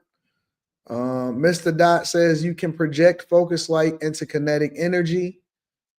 Antonio Watkins says they can make hurricanes, so I understand somewhat of what Slimmy is saying. Technology is crazy. Scooby Don says, Anton, you or Carrie, look up direct energy weapon and you'll see what Slimmy is talking about. I know about it. I know what you're talking about. I tried putting the patent YouTube, not allowing me to send it. Carrie, for you using ChatGPT so much, you should look up direct energy weapons, how y'all discredit them, and y'all lack the knowledge, y'all lost. Hoffenheim says Slimmy trees have water in it so they don't burn lightly. Thank you to everybody that contributes into the panel. I'm going to switch it up. I'm going to just jump all the way left on every single subject. It's going to be completely different than the subject that was before it. So what I'm going to share right now is a clip from a panel that Cheyenne Bryan and a bunch of other people was on, including the gay bishop. Check it out. It sounds like God has then uniquely positioned LGBTQI people then to express love for people who were not born in that context. It sounds like we've been given, maybe the work of procreating according to DNA is the job, the task of heterosexual people. And maybe the work of LGBTQI people is to raise children who are in homes that where parents don't love them, to birth children other ways. I was raised by a Black woman in the South who did not push me out her womb, but I am certainly her child. And no one could ever say anything different. Absolutely. So I think the assignment of different people are in different ways. And I love that. Totally. So coming up next. So the question then becomes, because you got to throw a little bit more controversy in here. The question then becomes, are you in support of this message? Also, gay couples raising children and or serving in ministry. Anybody is welcome to jump in if they're interested. Actually, you know what? I'm gonna start with Quentin because he got a father that was in ministry. Quentin, what do you think about that? What was the question? It's at the bottom of the page. Are you in support of gay couples raising children and or serving in ministry? And do you agree with what he was saying in that just because heterosexual couples can have children, maybe, and his message was God has allowed for them to have children, but also has a purpose for homosexual couples to be able to take care of and nurture. No, no, absolutely not. I think it's weird. And Cheyenne Bryant was the one that was up there saying, "Come on, talk about it." I don't. That like falls in line when I say like certain Christians like they piecemeal part of the Bible that they want to live by, type of thing. Like you can't be gay and be a Christian. Like you're just gonna live in sin every day and just forget about everything else in the Bible and just live how you want to. That's like some man shit. Like my brother, he broke it down to me. Like he said, like gay is like you're choosing. It's like a demon, and you're choosing to live in sin. You're succumbing to your man ways, and you don't have to be gay. What do you think about the Cheyenne chick? Later on in that that segment, she spoke about the fact that, well, she said that she is not, she does not date women. She is not gay, and that she likes men, but she's in support of people that do. And she was in supportive of that message. Do y'all think that she qualifies, or people like her qualifies to give advice on relationships when they stand in opposition of what traditional family is supposed to look like? I think she can give her opinion. It's wrong, but I guess anybody can give an opinion. Like everyone's qualified to give an opinion. Like you just may not be accurate, but I'm fine with it. Slimmy, but no, I don't think gay people should be anywhere near the church. And if you are, you need to read some more. Should they be raising children? Nope. Slimmy, give us your mildest impression or your mildest response, because I know that you be saying some wild stuff sometimes. The mild version response, and that do you agree with that bishop, or he labeled himself a bishop? I don't call him a bishop. Do you agree with him, and or do you think that couples that are sassy should be raising children? I don't agree with anything he says. I don't think he should be. No, I shouldn't. I'm not calling him no bishop or nothing. I know he. I don't have no respect for that. Like, homosexuals should stay far away from the church. You are wallowing in sin until you get your life together. Stay the fuck away from the church. Like, straight up. Like, I'm just not with it. You shouldn't be raising no kids, because kids do not need a preconceived notion of what men and women should or shouldn't be. And like you are already trying to deem that when you got two men or two women raising children. It's gonna offend people. I don't give a damn. Like, but they definitely shouldn't be raising kids. And I know a lot of women and men, they trying to raise kids together. And I'm 1,000% against that. Is fucking kids up. And this is how you start getting them kids trying to be transgender, because they confused and they pushing this shit on them. Kids, man, let kids be kids. Period. They can't live their life and just be children because y'all pushing them into these conditions. It's already bad enough. It's hard being a kid now in this day and age with social media and everything, all the peer pressure. This shit is times 10 of what we went through in the 80s and the 90s. This shit is times 10. Like, kids are committing suicide at crazier rates ever because they being pressured so young. They being pressured so young. They being pressured to be sexual so young. They being pressured to think about things that you don't have to think about you shouldn't have to think about this stuff when you're a child. All you should think about is having fun, getting your education, and being outside.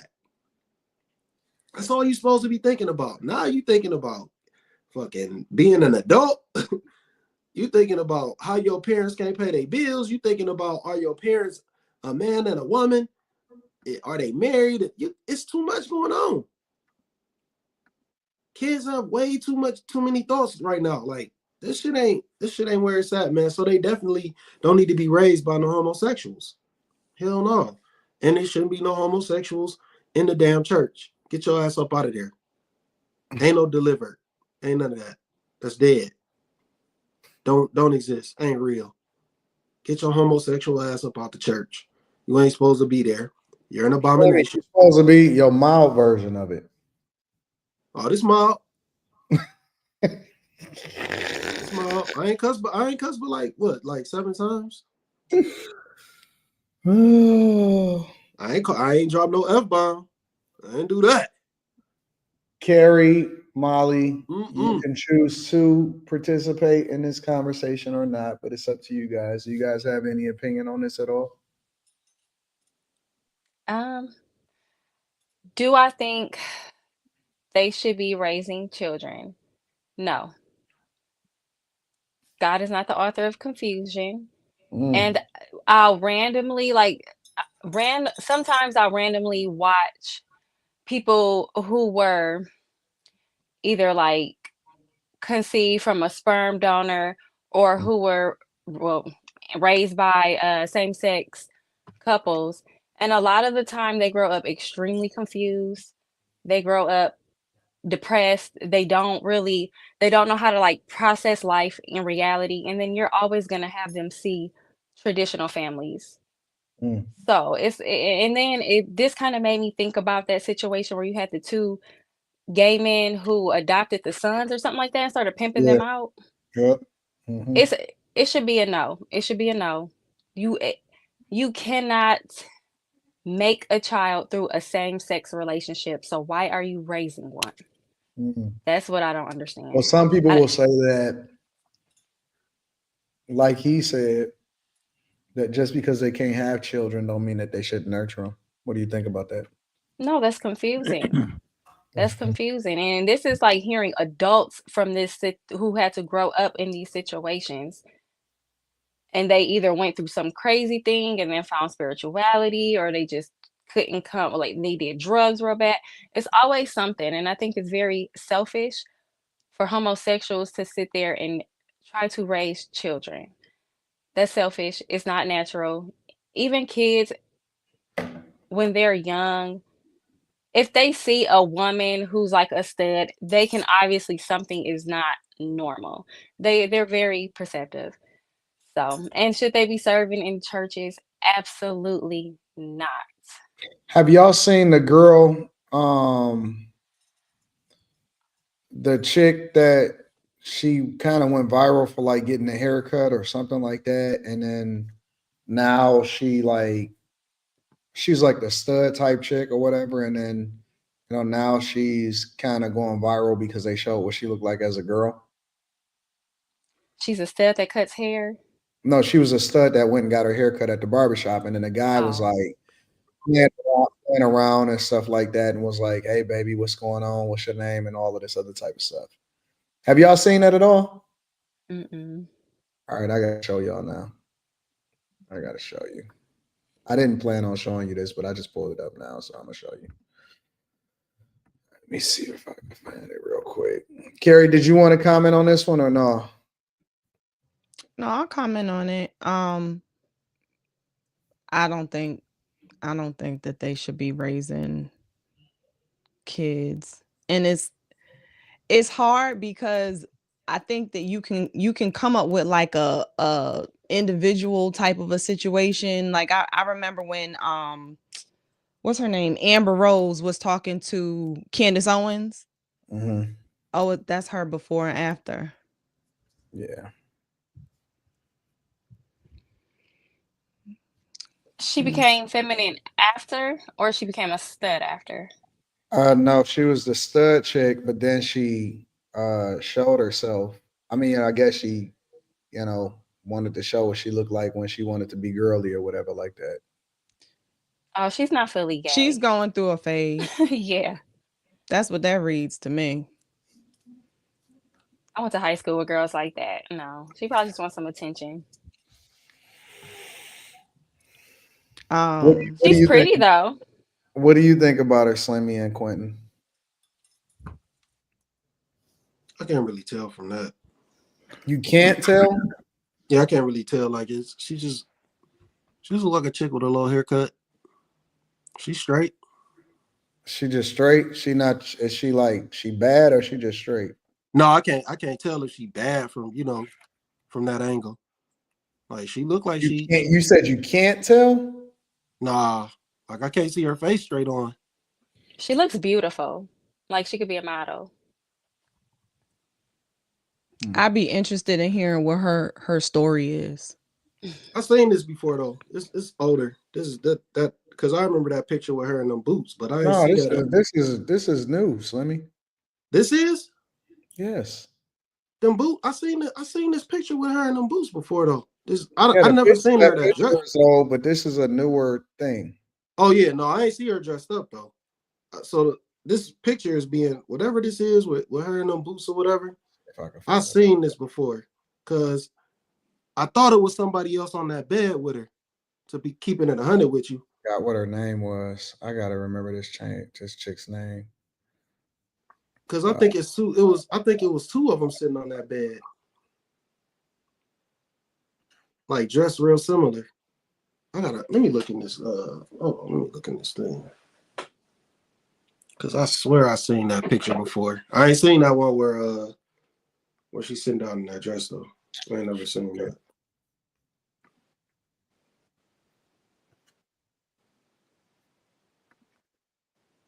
That's what she looked like though. What do you think about her, Quinn? No comment. You don't have a comment on her? I do not. Okay. Well, I guess we'll wrap this one up then. Hoffenheim says, Anton, your friend Randy going viral. That brother should get over it for not dating. Yeah, I know. It's literally on fire right now. It's one of the hottest things that I've seen on the internet.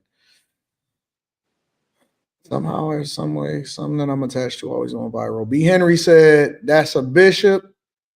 Tyron the Tyrant says, have we forgotten about the male couple in Georgia that just got 100 years after they adopted 2 kids and was passing them around the neighborhood? What? Levite Apparel says, yeah, that's a thing. I don't even want to talk about it because, it get crazy. Bible said a bishop must have one wife. Quentin says soliloquy. Danny Shea says most gay individuals are born to heterosexual parents according to statistics. Oh. That's like 100%, right? Like you can't have them unless you, I don't know.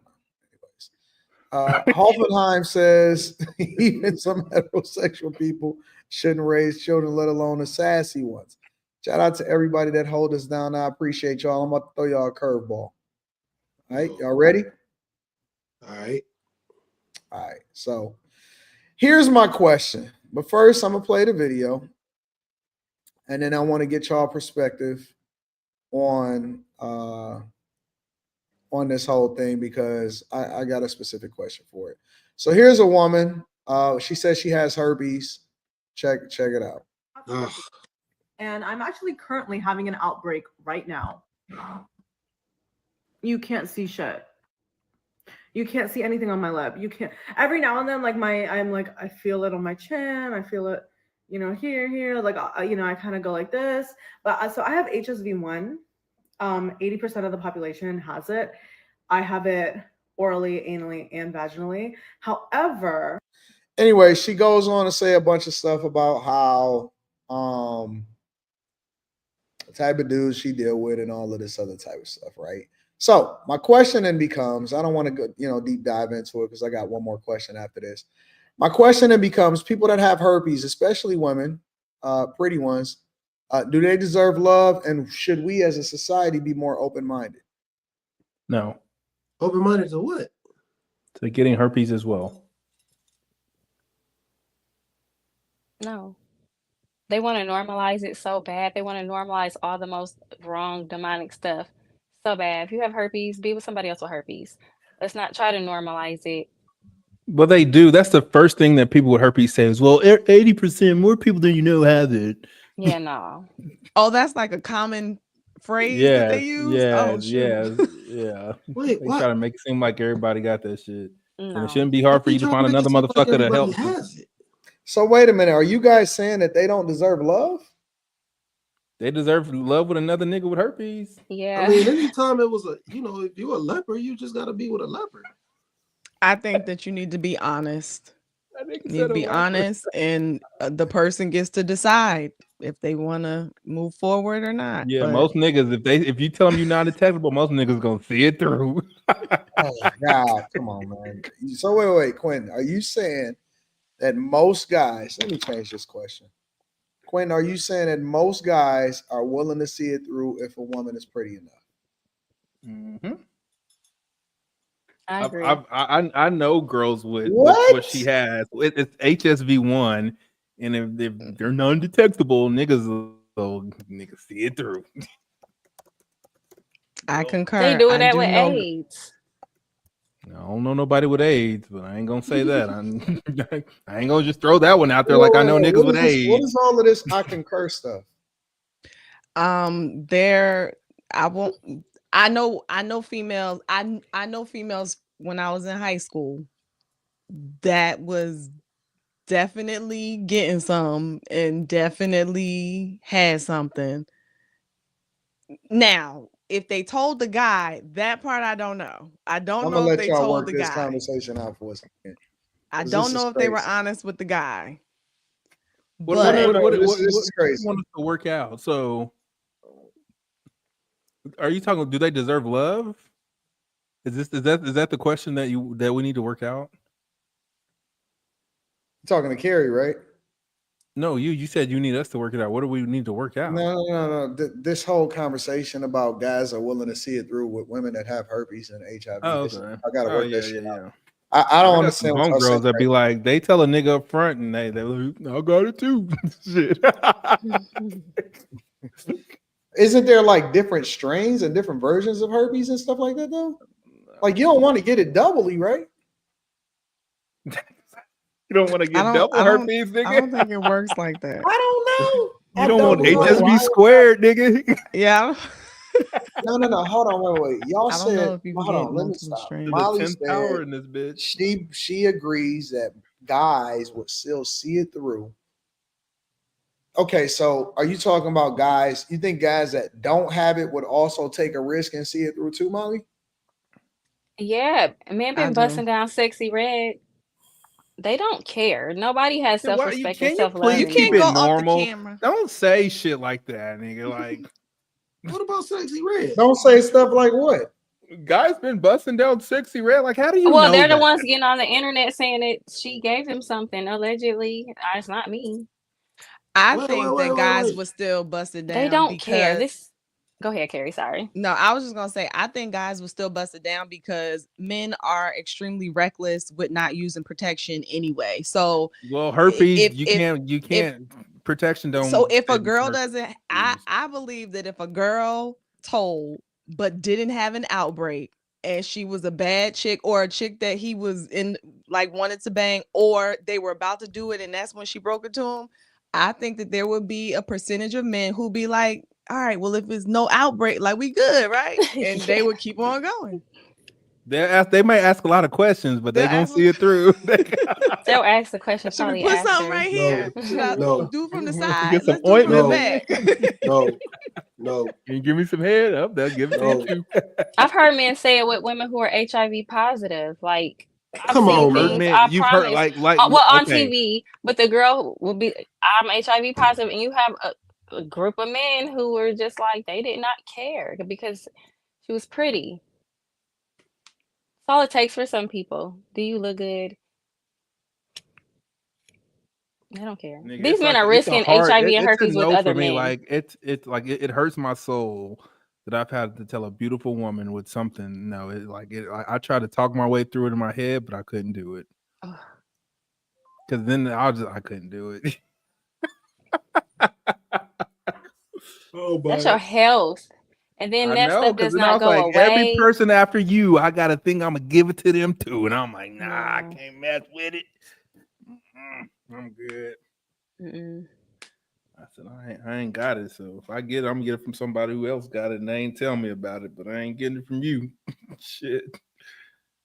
Although from a healing perspective, once Dr. Sebi said that he was able to, you don't know who Dr. Sebi is? The herbalist. Okay, that's a whole nother conversation, but that was one of the ailments that he said he was able to heal somebody from. And I have read on my journey with reading about health and all of that stuff, I have seen more and more about stuff like HPV, herpes, things like that being healed. So me personally, What does healed mean? Like eradicated, like it's gone or it's dormant? Like, what do you mean by healed? Like eradicated is gone. But you know what?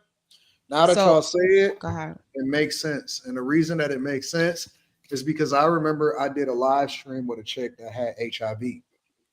And she was saying how she got it and whatever. And I don't know if anybody in the chat actually remembers it, but I did like a 2-part live stream back to back 1 week and then the next week. Yeah, that was a couple months ago. Yeah, it was. I don't know if it was a couple months ago. I think that was like, I don't know. I don't remember what it was. I think it was before election season. But one of the things that I remember the most is at the end, she, as a person that was living with HIV, wind up getting with a guy that married her and had a child with her that did not have HIV himself. Well, if you ain't going nowhere else after the fact, I get it. If you ain't going nowhere else, if this is your end all be all, we can go ahead and rock out and have this together. Fuck that. No. Nope. Nope. I bet you that nigga ugly as hell too. Crazy, I bet that nigga can't get nobody else. That sounds crazy, bro. No, that nigga, he was at his last options, man. But see, this begs the bigger question stuff from her, and then you lose your life before she lose hers. Nope, this begs a bigger question for me. That shit crazy.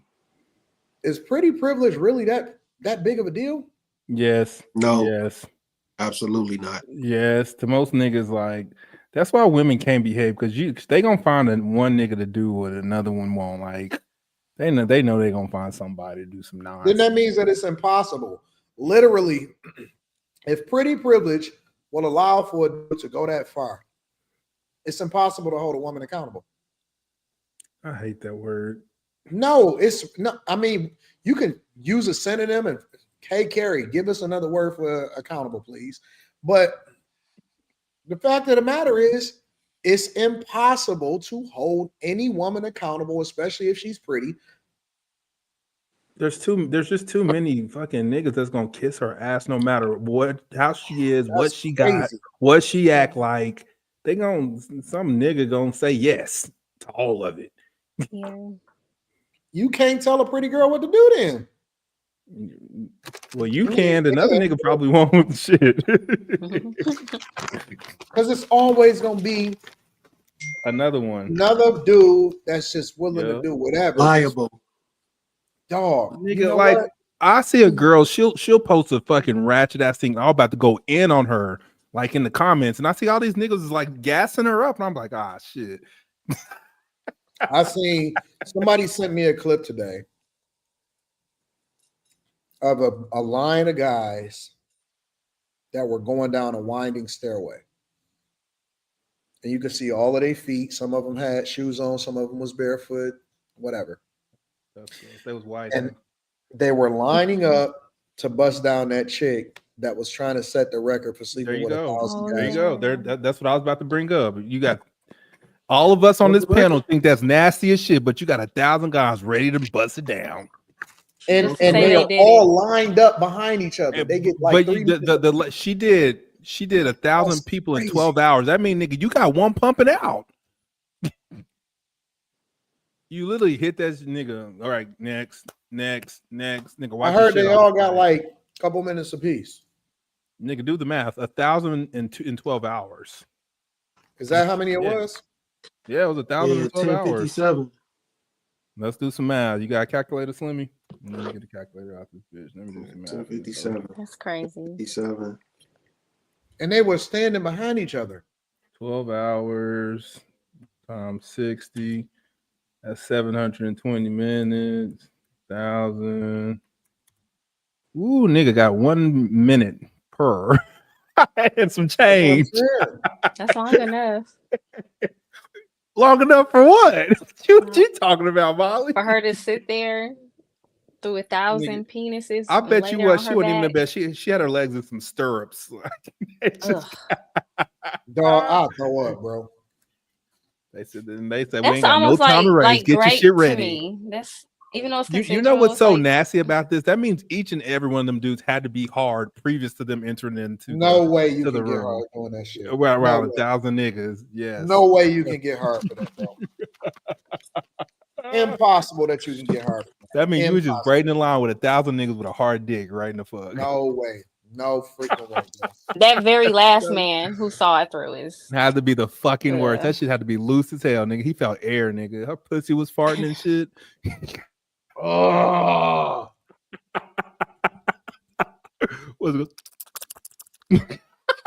But I mean, like I said, that's just that right there for me is confirmation that it's impossible. Niggas will do anything. It's impossible, bro. That's nasty. It is nasty. She don't have no self-respect. neither do the like nobody in that situation does. That's nasty. Well, and then they're gonna go have sex don't with care other about having people no too. respect. The men don't care about having no respect. If you lining up with a whole bunch of men, shoot, I gotta think that This is where society has devolved to. It had to be like a whole production for this to happen. I don't want to be around that many men to get to one woman to have a conversation. Just think about that, to talk to her. And aren't her parents the ones setting it up? I think her parents are the ones setting it up for her. I can't. That's so you nasty, birthed basically a cum bucket. Yeah, basically. Yeah, like that is so nasty, man. That is grimy. That is grimy. So yeah. You guys got anything else on this subject? Nope. She's a slore. Slore. So did this happen in California? Just by curiosity. It was in the UK. It was in the UK. Oh. So, anyways, I guess I got one more subject that we can go over real quick. Yeah, because she be farting. Is she over in a different? Yeah, she is in a different country. She's in the UK. Mm-hmm. Okay. Yeah, and then this is going to leave the door open for more girls to think that they have to work to beat that record. Like, this is a sad day She's the second one. The one previous to that was like 967. So yeah, that's already. Somebody's going to take it a step further. Well, I thought it was her own record. No, she was. She had did another one. I think she had did like 100 guys in one session or something like that. And then she said she wanted to do 1,000, and so it just went from there. So. Anyway, let me share this last thing. This I'm alley-oop to Slimmy real quick. Right there with you. She said she had groups of 5 come in. What? Girl. That is so nasty. Jimmy Buggin. I already know what this is about. Nope. I ain't even gonna talk about Jimmy Buggin. Nope, not at all. So, Slimmy, last subject, and then y'all can join in if y'all want to join in also. Steph Curry and Drizzy Drake dapped it up courtside. Days off for both of them. Set the pace in the first quarter. Oh, wow. Drake is in attendance there. We haven't seen him since Kendrick Lamar came out with a couple diss records. Don't jump to Steph. It's the Drake curse. Get away. So, anyway, Steph and Drake, Steph Curry dapped it up with Drake courtside and held him down when everybody is on Team Kendrick and all of that, and with the whole LeBron James thing. Steph Curry stayed loyal. They've been rocking out with each other for a while. And then there's also reports, I don't know how true they are, that LeBron James is trying to reach out to Drake behind the scenes to kind of smooth things over. Do you think that this means anything as far as Steph staying loyal to Drake or what? Well, I don't know if Steph. Big deal, not a big deal. What's going on? Yeah, I don't think much ado about nothing. I don't think Steph Curry getting all that. I think he just hoop and worry about his family. I don't think he get caught up in all that. I think it's more so like LeBron, who like he care about that public image type stuff. I think that's more LeBron's thing. But I don't think he do anything public for Drake though. Not like. What do you mean? They just dapped it up publicly. No, LeBron and Drake. I don't think they're gonna I don't think he's gonna do anything public to show that they gonna make amends, even though it's like a private tiff, but somewhat public. Most people, they don't know about that shit, but I think it'd be more so LeBron's thing to do things publicly, and I don't think he's gonna do that. But I don't think Steph Curry cares about none of that shit, man. He's just gonna dap whoever up and keep it moving. He's just a guy that just I don't know. He don't seem like somebody who really get into the beefs. You know what I'm saying? He just kind of keep it moving and be favorable with people. That's just what it seemed like to me. I don't think he get into none of that public shit. Do you think that history is going to be more kind to Steph Curry or LeBron James? In what way you talking about? His basketball career? In general. Just him as a star, him as a public figure, him as a hoop, all across the board. Is history going to be more kind to LeBron or Steph when it's all said and done? It's gonna be tough because like for LeBron, he's made a lot of public claims about the GOAT. You know what I'm saying? And he continues to say stuff like that. So he puts himself in a totally different atmosphere of people not liking him when he does that. You're supposed to let your career speak for itself. You shouldn't have to say things. Steph Curry is just going to fade away into wherever he's going, and whatever realm people put him in, he's not going to ever probably speak on nothing. And yeah, I think it will serve him to be the way that he is. And I think he's going to have people are going to look at him in a more favorable way. The only problem Steph Curry has ever had about it in his whole career is that he downplayed the man on the moon type shit.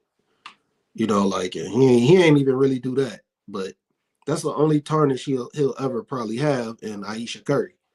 That's the only tarnish he'll probably ever have throughout his whole career. What was the first tarnish part that you mentioned? When he made that joke about the man being on the moon, and he said that didn't even happen. I don't remember it, to be honest with you. Yeah, they blew down on him. A whole bunch of people tried to make it seem like he was stupid, but that he took it and just kept it moving.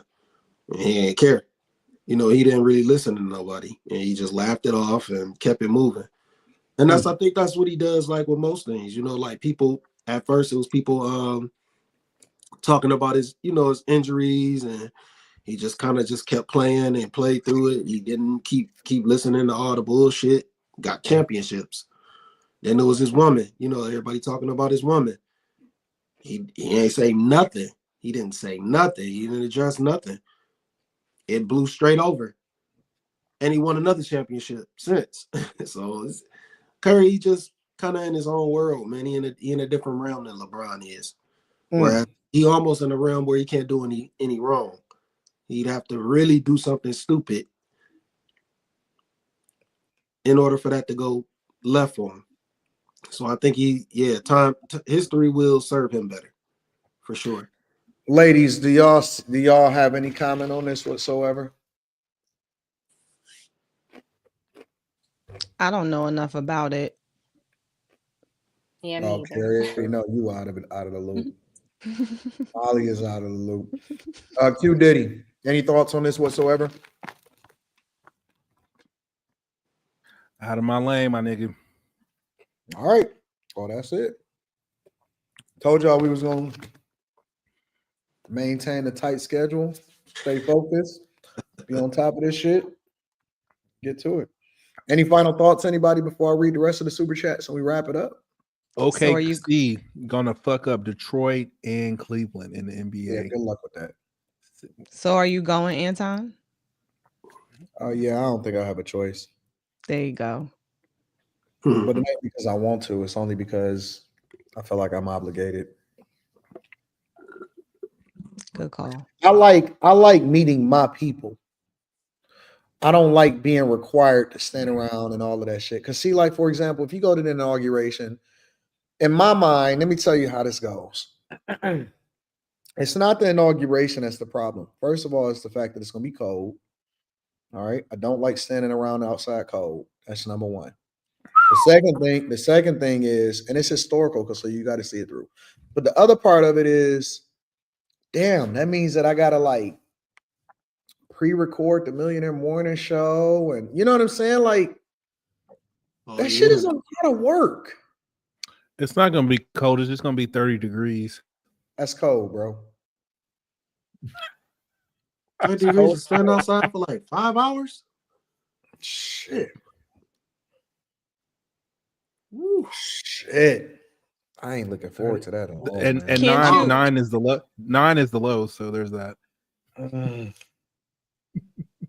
Well, I guess you wouldn't want to have to worry about it while you're actually out there, though. So never mind. Yes, I know 30 is cold. I'm sorry that you didn't get the humor. Honest to God, I'm gonna be honest with you. I might go to the event on Sunday, and I don't know if I'm gonna hit that inauguration. I don't know if I'm built for that shit, bro. Better get you a peacoat. I'm getting older. No, man, I'm getting older, man. I'm not about to sit out there like no fucking parade, man. Nah, that shit gonna be nasty, bro. Woo, that shit gonna be nasty. I'll catch You on never TV. know. Trump might see you and tell you to come into the heated area. Somebody said you grew up in Detroit. What's the next excuse? Excuse for what? Nigga, I don't gotta be outside, nigga. That's my excuse, nigga. What's wrong with these niggas? It's warm as hell in here. Don't you see me with a t-shirt on? Nigga, I'm looking outside at the snow on the grass out there, and I'm warm as hell. Y'all got snow? Yeah, fuck that shit, nigga. Yeah, it's on the ground. It was 50 degrees. You from Detroit? You supposed to just be standing in the cold, homeless all day, nigga. Shut the fuck up. My kid asked me to wear shorts to school this morning. Shit don't mean nothing. That shit don't mean nothing. Nigga, all of our stadiums is indoors. The Lions play indoors.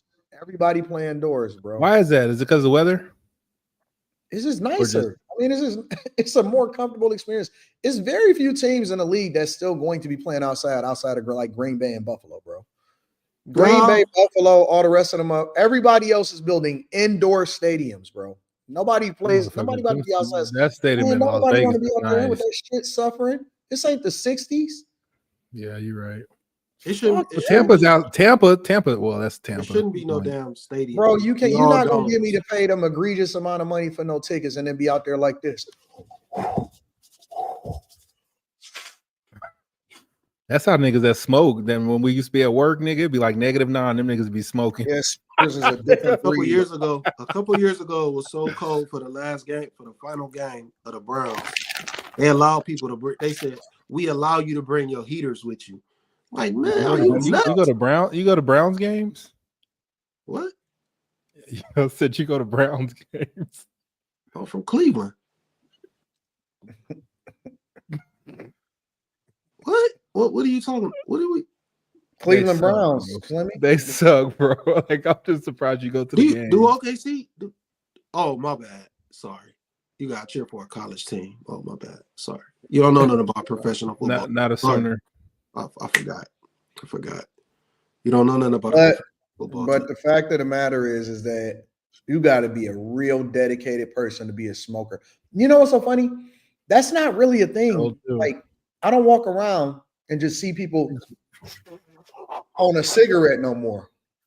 Like, that's not really a major thing here now. I still see it at the airport and grocery stores. However, fucking vape. When I went over to Bucharest in Romania, everybody just be walking around like it's just a normal thing. Like it's so normal that it was noticeable. I was like, damn, I forgot that people actually smoke cigarettes. Man, that shit's so weird. They was just walking around smoking cigarettes like it wasn't a big deal. I'm like, damn, I forgot about this. I've never smoked anything in my life, and the only reason I've never smoked because I don't know how to smoke and I don't want to be embarrassed trying to learn. No, I give me a nice cigar. Nope. I'm with that shit. I ain't never smoked no weed, no cigarette, no crack cocaine. I ain't never. I hope not. Nothing. No, when I was a young lad, when I was 20 years old, I came home and my girlfriend and her friends were on the table, nigga, and I was like, "What the fuck is going on?" I mean, try a cigar. You don't actually inhale it. You're not supposed to inhale it. Yeah, you don't inhale weed either, but I don't know how to do that shit. You don't? What are you Yes, talking you do. What are you talking about? I told you I don't know how to smoke, nigga, or whatever. I'll let y'all niggas have it. Shit, you do? Stop talking. Every time people smoke weed, they're like, "Don't inhale." That's what I thought you wouldn't. My bad.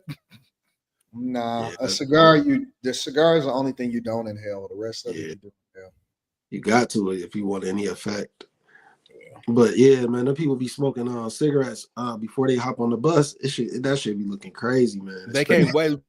And they throw that shit last minute. Hell no, they ain't throwing that motherfucking cigarette. They putting that cigarette out and they walking on the bus with that bitch. They trying to keep that to the neck till they get off. I see them soon as they step off the bus, they lighten that bitch. I used to just look at all of the repercussions. Like, even with trees, I've never been interested in smoking trees because I feel like it slow you down. However, also on top of that, every nigga that I've never seen smoke trees, they lips be black. Like, dog, I can't have no black lips. And it stinks. And listen, do whatever the fuck you want to do, bro. But I just be like, damn, man, I'm good, bro. I'm good. Yeah, I used to work at a grow house, and we used to wear coveralls, we had suits, nigga. We were in that bitch and the fucking mask, because we hated the smell. And no, I'm not eating no edibles either. So niggas be trying to. Edibles are okay. Edibles taste like real life gummy bears. Those are fine. And I'll just go get some gummy bears. That shit the very first time that I was high, edibles. it was an accident. I went to my friend's house and she had brownies, and I didn't know they were weed brownies. And I had 4 of them. And I woke up in the morning. I crawled to the toilet. I was so fucked up. Nah, I don't want to suffer. I'm not trying to suffer. Edibles ain't no joke, bro. I get high off pussy. Wow. It do be that last 10 seconds. It puts you in this euphoric state. The most egregious stuff will come out of my mouth that last 10 seconds right before it's over. I will tell. I'll be so embarrassed, nigga. I'll be screaming and shit. Yeah, you got a thought demon in you, man. The fuck? Bitches just be just laughing at my ass. I'm like, this is rude as fuck. Hey, Wally, why you sitting there? You look like you got uncomfortable. Molly gonna find out one day. This is guy talk. I'm just listening. That nigga wasn't lying. He do be getting crazy. Listen, bro, I have not felt any better feeling. Not that I can think of right off the top. What is this? What's that? I've never experienced. What was that? Do that again, Kerry. What was that? I thought she had on a mask or something. That was weird as fuck. No, that's like a Lego. I don't think that I've ever felt any feeling that just paralyzed you more than that. I'm not gonna lie. I fell on the ground before. I was from the back, and when I just fell on the ground, nigga, man down. Nigga. you did say that before. You said you just fell backwards. I said this hit his head. This nigga about to get brain damage. We'll talk about this later. How I acted afterward, nigga. No, it literally paralyzes you. It puts you in a state that's just like, oh God, dog. And then the level of clarity that you get afterwards, it's like, damn, I could solve a Rubik's Cube right now. And then once the 30 seconds over, though, it's like taking a limitless pill, and then it's just like, because you just get so much clarity, and you be thinking to yourself, like, what the fuck was I thinking earlier? And I don't know, man, it's so weird, bro. That shit is strange. I think that the phrase that I've said the most, and this is the honest to God truth on everything, the phrase that I've said the most right after I was done, you get that post-nut clarity, and it's just like you in this euphoric paralysis state. I just every single time, not every time, but a lot of times, every time I just be like, I got to get my life together. Every single time. Every single I don't know what's wrong with me. I just think about all of the things that I need to fix, and I'll be like, God damn it, I gotta get my life together. That's what I say almost every time, bro. I don't know why. I don't know what's wrong with me. I just be like, oh God, Jesus, I gotta get my life. God, you see me? I don't know what's wrong. I gotta get my life together. I don't know. Then I just fall asleep, nigga. I don't snore. I'm probably the only one in America that don't snore. I don't snore either. I gotta get my life. How you know you don't snore? Because I asked. Oh. I have this app that records the stuff, and there was no snoring. What app? Tell my phone, like it records your sleep, and you put it on your thing, and I didn't snore. What's it called? See, I knew I wasn't the only one.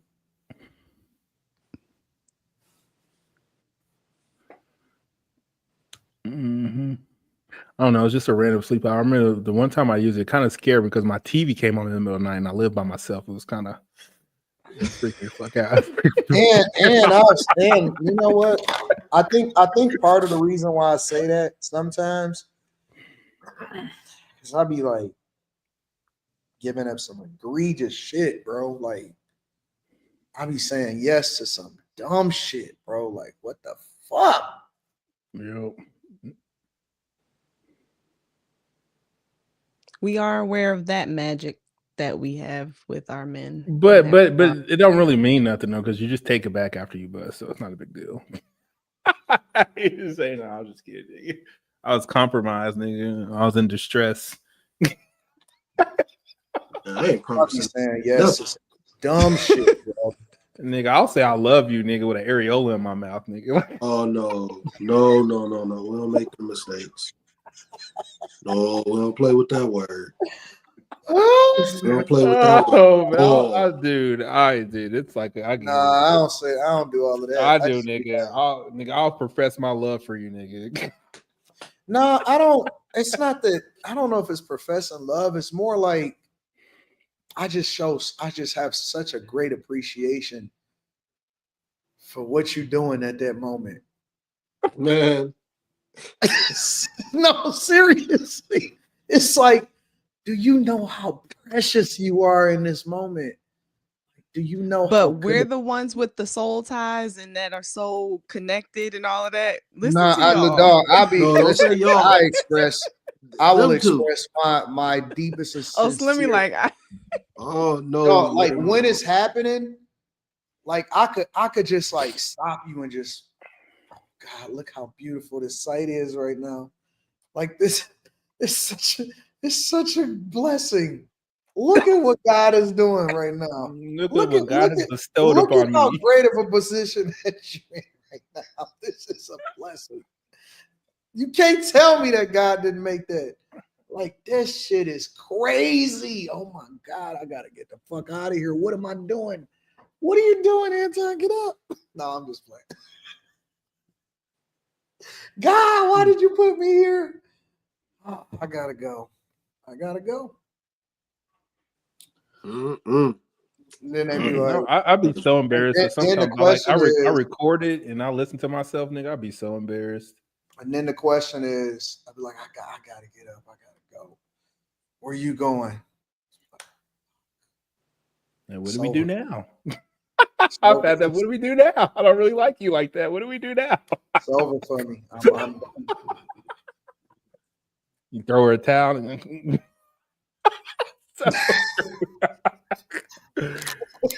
she go freaking like your demon. The worst is when she go like. Let me tell you something, bro. I don't listen. Let me tell you something. I need a haircut. God damn, my shit long. She don't love you. If you have never experienced right after she get up and go get a warm towel and then come back after the warm towel with the regular towel, shit. Usually I go let the demon baby. I do appreciate that. Come with the warm towel, and then the regular towel. I said, God, look at your angels. Look at your angels, God. Look at what you provided. Wipe me down.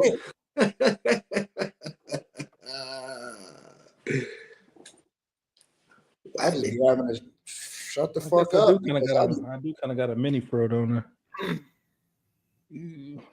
I did cut off on Thursday.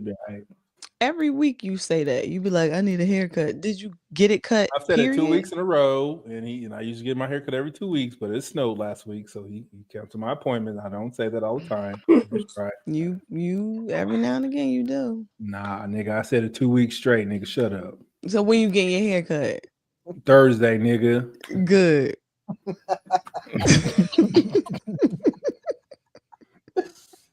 Anyways, all right, y'all. Let me read these super chats so we can get up out of here.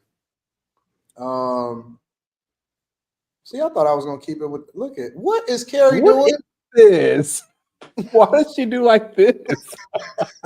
Like Shout out to Tariq Walker. We appreciate you. Offenheim says herpes is dangerous for kids' futures. For future kids, they can be born with the shit. That's facts. Nope. Love is burnt out like the holes. Pack it up. Oh, wow. She got that Simplex 10 like Eddie Murphy. HSV1 is above the waist. HSV2 is below the waist.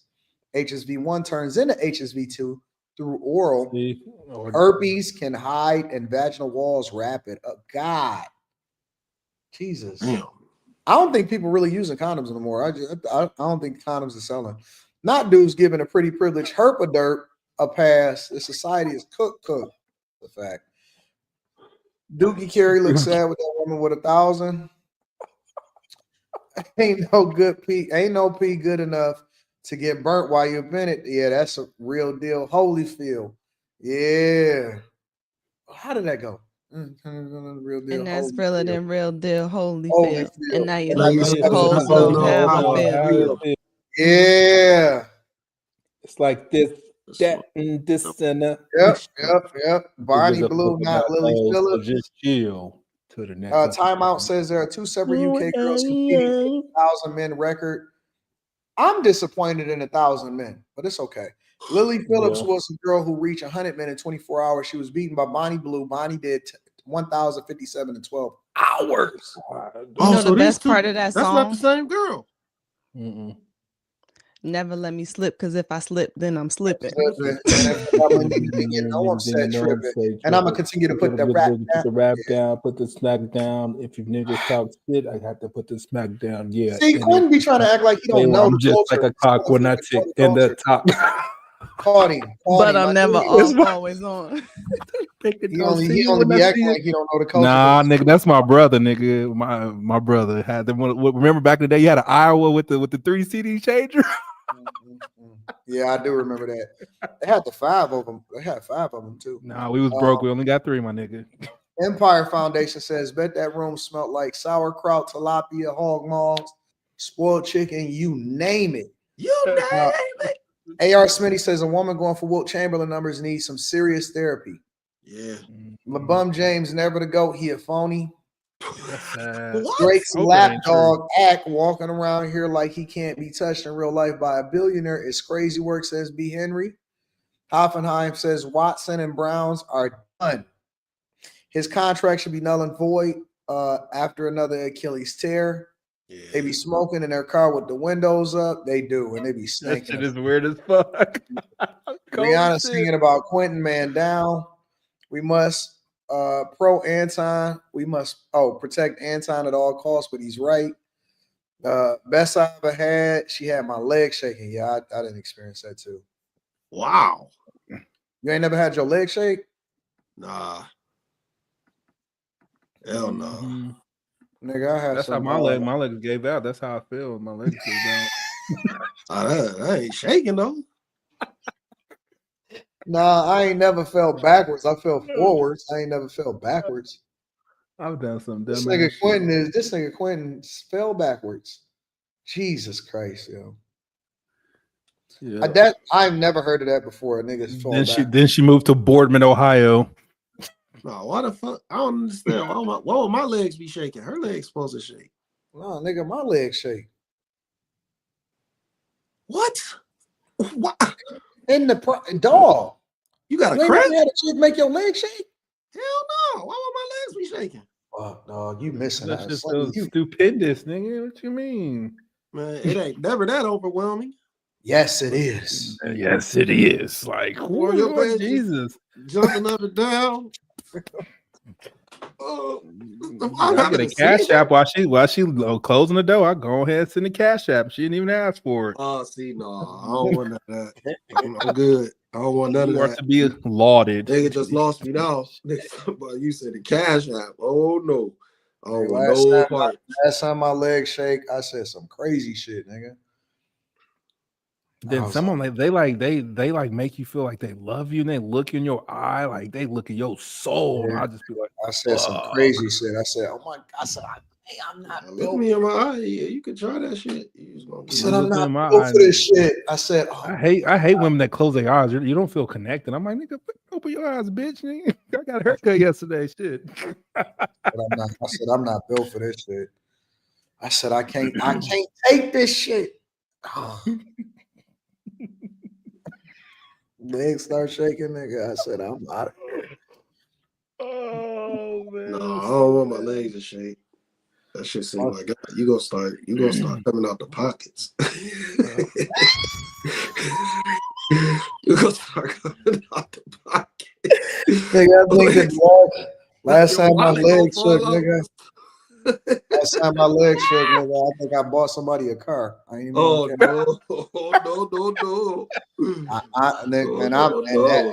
Listen, that's on everything. That's God is my witness on my father's grave. I think the last time, nigga, my legs shook, I said, don't ever touch me again. I bought a car, nigga. Nah, man, I don't want none of that. I don't want no smoke. That car was worth every leg shake, nigga.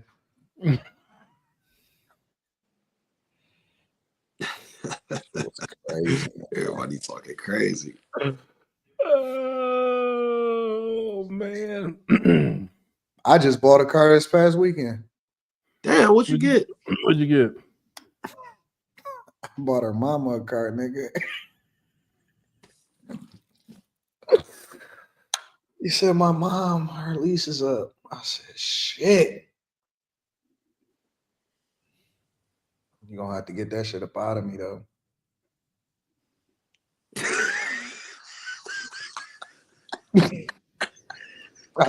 Honest to God, nigga. Honest to God. On everything I love. I kid you not, bro. Oh, man, that new Infinity QX3 is slapping. The autograph edition. Honest to God, nigga. Brand new. Tell your dude to get you one, Carrie.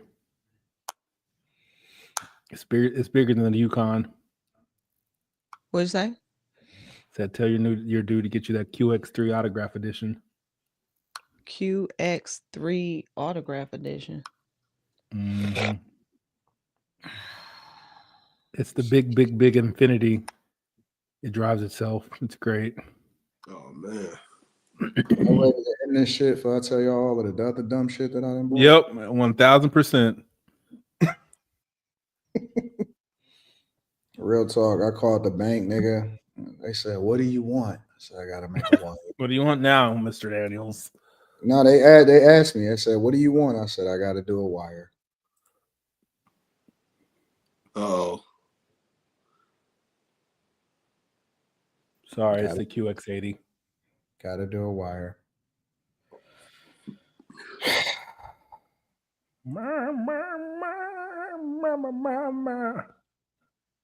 So how much pull up, you can find out. I sent the whole fucking wire, bro. What kind of car did you buy?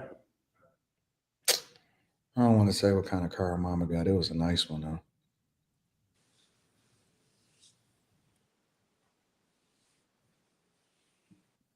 It's in the back chat, Carrie. I know, I see it. Do they have an XL though? Because I need more trunk space than that. What? No, Infinity doesn't have an XL model. That's Infinity, ma'am. I'm accustomed to a lot of trunk space. The GM products. Oh, understood. Yeah. You got the long Yukon? XL, yep. Wire transfer to the bank. The 13th, nigga, right there. I'll give you my account number if you want to wire transfer me. I'm about to say, I don't be Rita, are you taking orders? I don't be capping, nigga. I sent the whole wire in real life. Anyway. I did my taxes last night, so I think I'm about some drugs and hoes with my tax money. And I sent that shit. I had to call on Saturday to set it up for Monday because they wouldn't even do it on the weekend. Fuck. Somebody says you got a Malibu. No, that was no Malibu. That was bigger than that. It was a lot bigger than that. Oh, niggas will say anything on the internet.